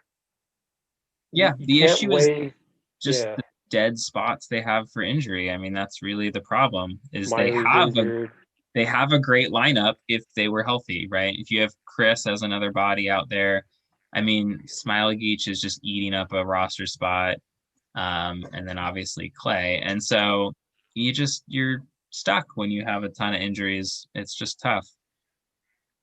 Yeah. So It's just Jeremy's going to be, even he said on his Weibo and his video on TikTok, his live, that he's going to try and get back in the NBA, and it's he can sign with any team. He hopes that it'll be a playoff team, just because the playoffs are exciting. But he just wants to get back in the NBA, and heck, he might make it, because look at all these teams ravaged by protocols and contact tracing, COVID, positive tests, what have you. So who knows? Maybe he will get back. But as far as being a Golden State Warrior, that's a long shot. Yeah. Something would have to happen with the roster. I know the league has already increased the number of roster spots you can have. Part of me wonders if they might expand it. You mean, well, what do you 15, mean? Or that they can have 15. active on game night. Oh, yeah. That they can have active, yeah. But that's right. Part of me wonders if they have looked at increasing the number of roster spots because of COVID. Yeah, they have. There was a tweet about that, either from Woj or Shams. Because if they did, talk about a team that would benefit from it. Right. So there was talk about having 2 more two-way players, but the problem is that Jeremy wouldn't qualify for that, because two-way spots. Oh, well, at this point, I'm talking about more of a 3 years center kind of max. position. Because Yeah. I don't they think talked the about answer at all. I think that people are getting. It'd be a two-way spot. How many centers are viable there? And that's not every general manager wants the extra two ways. So. Well, that's the thing. Just I'm saying not necessarily two-way. What was that? I'm saying not necessarily even two-way. I'm saying like even a veteran spot. That's what they've discussed. So if they were to get another spot, making it 16 roster spots, that would be a seismic shift in the collective bargaining agreement. I would think that affects the salary cap. You got to go back to the drawing board got to get back into the negotiating room for all that. So that gets tough. But you never know, because COVID's changing everything, right? So you never know. But cool, yeah. I just wanted to throw that out there, so we had some discussion on it. And now I'm about to go into the Kerr post game. So thank you guys once again. Yeah, thanks for tuning in, next folks. game is Do you have Denver and 2 nights. Touch on one last thing. Yeah, if you can do it quickly. Really quickly. Just the people in the end of the chat are talking about why Kerr keeps taking Wiseman out, so how is this going to develop? Someone points out the fact, yes, he had 5 fouls tonight, and 2, that's because we've been playing tough teams and we've been competitive in the games. Yeah, I mean, this is the thing, and it's kind of it was the false expectations that those first 2 games set us up for in terms of thinking about this team and him, was that we got completely destroyed by those 2 teams, which meant Kerr didn't care about the scoreboard anymore. And so he just gave Wiseman a long set of minutes in the second half just to like do stuff. And Wiseman hit some shots, and we were like, oh, he's like this guy. But reality was that he wasn't like ready to do all these things all of a sudden. He just kind of had these nice games when the score didn't matter anymore because it was already out of hand. Reality is he's a very, very young and inexperienced. Well, he's the exact kind of player that you wish they had summer league. Yeah, he just needs more a longer training camp, and that he was available in preseason. Yeah, so games where they're blowing when you're teams out. In games, you want to win. This is a team with Steph and Draymond on it that have been to 5 finals and don't want to throw a season. Yeah, so this is just what we'll keep seeing. Games that are close, Kerr's going to have to just walk. All right, gotta go, guys. Agreed. I need to go sleep. All right. See you all. See ya.